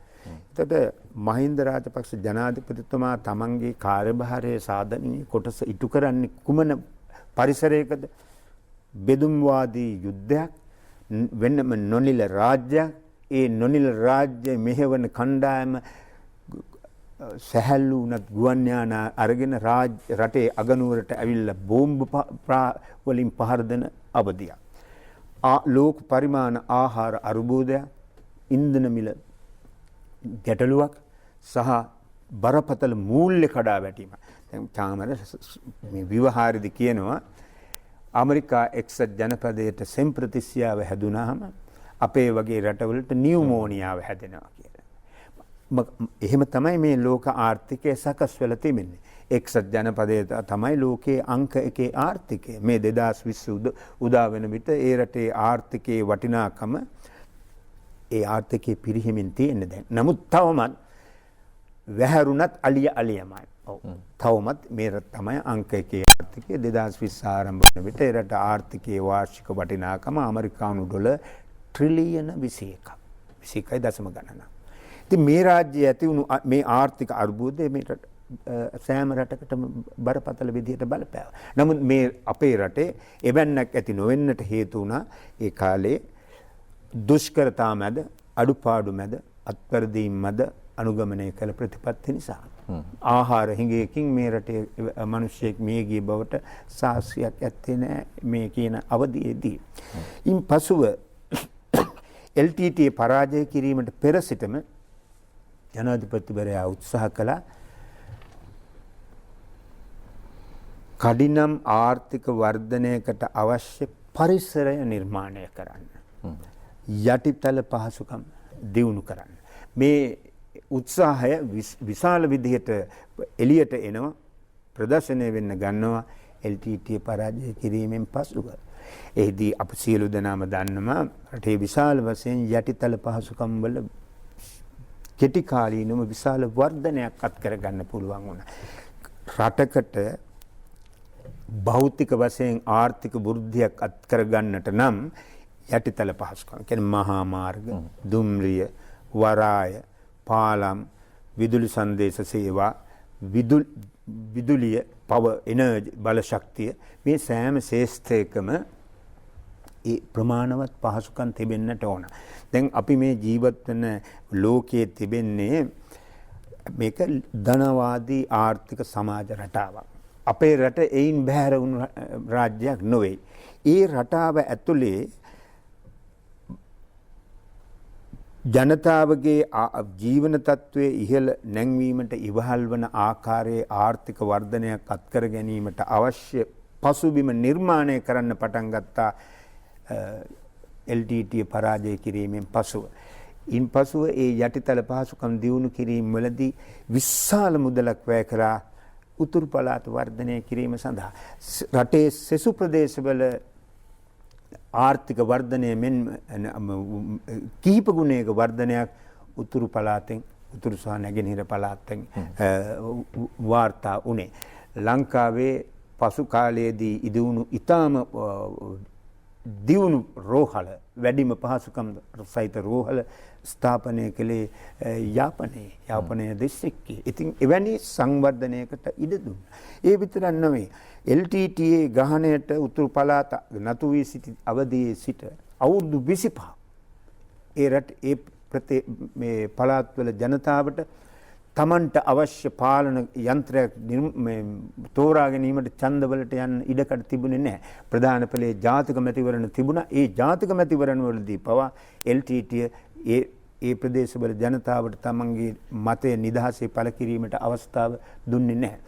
මහින්ද රාජපක්ෂ ජනාධිපතිතුමාගේ පාලන සමයේදී එතුමාගේ ආණ්ඩුව සමග සන්දානගත වී සිටි ඇතැම් පක්ෂ බරපතල ලෙස විරෝධය පළ කරද්දී තමයි එතුමා උතුරු පළාත් සභාව සඳහා ඡන්දයට ගියේ. ඒ ඡන්දයට ගියේ ජනාධිපතිවරයා දැනම. ඔහු දැනගෙන හිටියා ඒ ඡන්දයෙන් තමාගේ පක්ෂයේ පරාජය වන බව. ජයග්‍රහණය කරන්නේ කවුද කියන එක. ඒ ජයග්‍රහණය කරන අයගේ දේශපාලන මතවාදයේ කුමක්ද කියන එක. නමුත් මෙහිදී තෝරා ගැනීමක් කළ යුතුව තිබුණා. තමන්ට ජයග්‍රහණය අත් නොවන නිසා තවදුරටත් දෙමළ ජනයාගේ ඒ ප්‍රජාතන්ත්‍රවාදී අයිතිය යටපත් කර තබනවාද තමන්ට අවාසියක් වුණත් දේශපාලන වශයෙන් ඒ අයිතියට ඉඩ දීලා පළල් දේශපාලන ප්‍රවාහයට මේ ජනතාව එකතු කරගන්නවාද කියන තීරණය තමයි ඒ පිටුපස තිබුණේ. හොඳයි. අපිට තව මිනිත්තු 5ක විතර කාලයක් තියෙනවා. අපි පටන් ගත්ත 70 දේශපාලනයේ පිවිසෙන විට රාජ්‍ය දේශපාලනයේ භීෂණයක් තිබුණා. ඒකට මුහුණ දුන්නු හැටි, ඒ වෙනුවෙන් කැපවුණු හැටි, ඒ වගේම JVP යම් ආකාරයේ අරගලයක් තිබුණා. ඒට මුහුණ දී ජිනීවා දක්වා ගියපු ගමන පිළිබඳ. එතනින් පසු යුද්ධය කියන සාධකය පැමිණෙනවා. යුද්ධයේදී මහින්ද රාජපක්ෂ මැතිතුමන්ගේ භූමිකාව කුමක්ද? යුද්ධයෙන් මොහොතේදී ජාත්‍යන්තර වශයෙන් බොහොම පීඩා පැමිණියා. එහිදී එතුමන්ගේ භූමිකාව මොකක්ද? යුද්ධයෙන් පසු භූමිකාව මොකක්ද? මේ කියන සියලු කාරණා කතා කළා. 2015 දී එතුමා පරාජයටපත් වෙනවා. එතනින් පස්සේ මෑත කාලයේදී අපිට හඳුන ගන්න ලැබෙන්නේ අවුරුදු 4ක් 5ක් වෙනි කෙටි කාලයක් ඇතුළතදී යලිත් මහින්ද රාජපක්ෂ මහතාගේ භූමිකාව තුලින්ම තවත් නායකයෙකු බිහි කරපු එකම පක්ෂයේ බවට පොදු ජන පෙරමුණපත් වෙනවා. ඇත්තරම ලකුණ පොහොට්ට වුණාට එතන සැබෑ ලකුණ උනේ මහින්ද රාජපක්ෂ මහත්මයා. අර ඔබතුමා කිව්වා වගේ 2015 දී එතුමාගේ දේශපාලන අවසන් වේවි කියලා බොහෝ දෙනෙක් හිතුවේ. මේ කාරණේ ගැන ටිකක් කතා කළොත් මේ අලුත් දේශපාලන පිබිදීමක් මේ කාලය ඇතුළතදී ඇති කරන්න හැකි වුණේ ඇයි? මගේ කියවීම මෙහෙමයි චාමර. මම කිසි විටක කියන්නේ නැහැ 2005 සිට 2015 දක්වා ඒ පාලන සමය පරිපූර්ණයි. කිසිම අඩුපාඩුවකින් තොරයි. ඊටාම පවිත්‍ර කියන එක. බර විවේචන තිබුණා. අඩුපාඩු තිබුණා. මම ඒක නිතර අවධාරණය කරන්නේ අපි ඒබ්‍රහම් ලින්කන්, ලෙනින්, මාවෝ සේදෝ, කස්ට්‍රෝ මේ ඕනෑම නායකයෙකු ගත් විට ඔවුන් අතින් සිදුවුණු වැරදි තිබුණා. වැරදි තීරණ ගත් අවස්ථා තිබුණා. එයින් හානි සිද්ධ වුණා. මාවෝ සේදුන්ගේ නායකත්වයේ නිසා තමයි අද චීනයේ ලෝකයේ බලවත් රාජ්‍ය බවට පත්වෙන්න අවශ්‍ය පසුබිම නිර්මාණය වෙන්නේ. නමුත් මාවෝගේ පාලන සමයේදී ඔහුගේ ඇතම් දේශපාලන තීරණ අතිශය අනර්ථකාරී ප්‍රතිඵල ඇති කළා.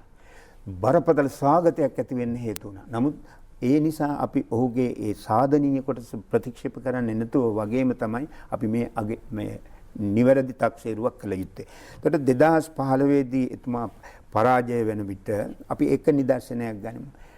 2014 අවුරුද්දේ මේ රටේ වාර්ෂික ආර්ථික වෘද්ධිය 6% වැනි සංඛ්‍යාවක තිබුණේ.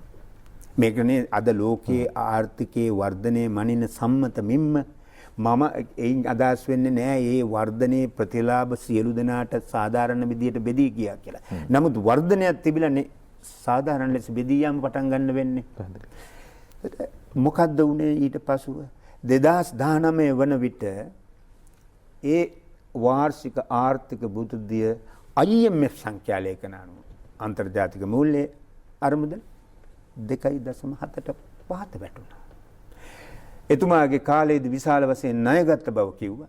නමුත් අත වශයෙන්ම එතුමා ගෙදර යවලා බලයට පැමිණි ආණ්ඩු කාලයේදී ඒ ණය සම්භාරය කෝටි ගණනින් වර්ධනය වුණා. අර 2015 දී ඒ ආණ්ඩු පෙරළියට උදව් වුණු පිරිස අපේක්ෂා කළ වෙනස ඇති වුණේ නැහැ. ඒ නිසා මේ රටේ ජනතාවට අවබෝධයක් ඇති වුණා. ඒ ආපු ගමනේ ඒ අඩුපාඩු තිබෙන නමුත් ඒ තමයි ඒ ගමන ඔස්සේ තමයි වැරදි නිවැරදි කරගනිමින් අඩුපාඩු හදාගනිමින් ඉදිරියට යා යුත්තේ. අන්න ඒ චින්තනය, ඒ දැක්ම, ඒ දෘෂ්ටියෙන් තමයි වත්මන් ජනාධිපතිතුමා ගෝඨාභය රාජපක්ෂ මහත්මයා බලයට එන්නේ. අර පාලනයේ එක විදිහක එක්ස්ටෙන්ෂන් එකක් දිගුවා. ඉතින් ප්‍රදර්ශනය වෙනවා මහින්ද රාජපක්ෂ ජනාධිපතිවරයාගේ පාලන සමයේදී තෝරාගත්ත මාර්ගය තමයි මේ මොහොතේදී මේ අපේ රටවලට වෙනත් විදිහේ දේශපාලන විකල්පයකට යන්නේ නැත්නම් මේ පවතිනා වූ දේශපාලන ආර්ථික ඒ සමාජ රටාව සන්දර්භය ඇතුලේ අපට ඉතිරිව තිබෙන්නේ කියන අදහස පිළිගැනීම නිසා තමයි 2019 නොවැම්බර් 16 ජනාධිපතිවරණයේදී මෙරට ලියාපදිංචි ඡන්ද සංදායකින්ගේ 69 ලක්ෂයක් 70 ලක්ෂයකට ආසන්න පිරිසක් වත්මන් පාලනය තෝරා ගැනීමට ඡන්දය ප්‍රකාශ කරන්නේ. හොඳයි. 50 වසරක දේශපාලනික ගමන තුල කියවන්නට බොහෝ දේ තිබෙනවා. සුහුඹුල් දේශපාලඥයින්ට අලුතින් දේශපාලනයට පිවිසෙන අයට මහින්ද රාජපක්ෂ මැතිතුමන්ගේ දශක 5ක දේශපාලනය කියන්නේ දේශීයව වීදි සටන්වල සිට පාදයාත්‍රාවල සිට ජාත්‍යන්තරයට ගිහින් රටේ යුද්ධය අවසන් කිරීමේ සිට ආර්ථික යුද්ධය ජය ගැනීම හරහා පාලන තන්ත්‍රය යලිත් රටේ ස්ථාපිත කිරීම දක්වා මේ සියලු දේ පිළිබඳ හොඳ කියවීමක් කරන්න පුළුවන් ග්‍රන්ථයක් හා සමානයි. අද දවසේදී මේ කාරණා සියල්ලම පැහැදිලි කර දුන්නාට ප්‍රවීණ මාධ්‍යවේදී මම සමරනායක මැතිතුමනි බොහොම ස්තුතියි පැමිණීම වෙනුවෙන්. අපි 50 වසරක දේශපාලනික ගමන වෙනුවෙන් රට වෙනුවෙන් කළ කාර්යභාර වෙනුවෙන් අග්‍රාමාත්‍යතුමන්ට මේ මොහොතේ හිසනම ආචාර කරනවා සේම හෙට දවසේදී යලි හමු වෙමු. අපි ප්‍රාර්ථනා කරන ඔබ හැමෝටම නිරෝගී දවසක් ආයුබෝවන්.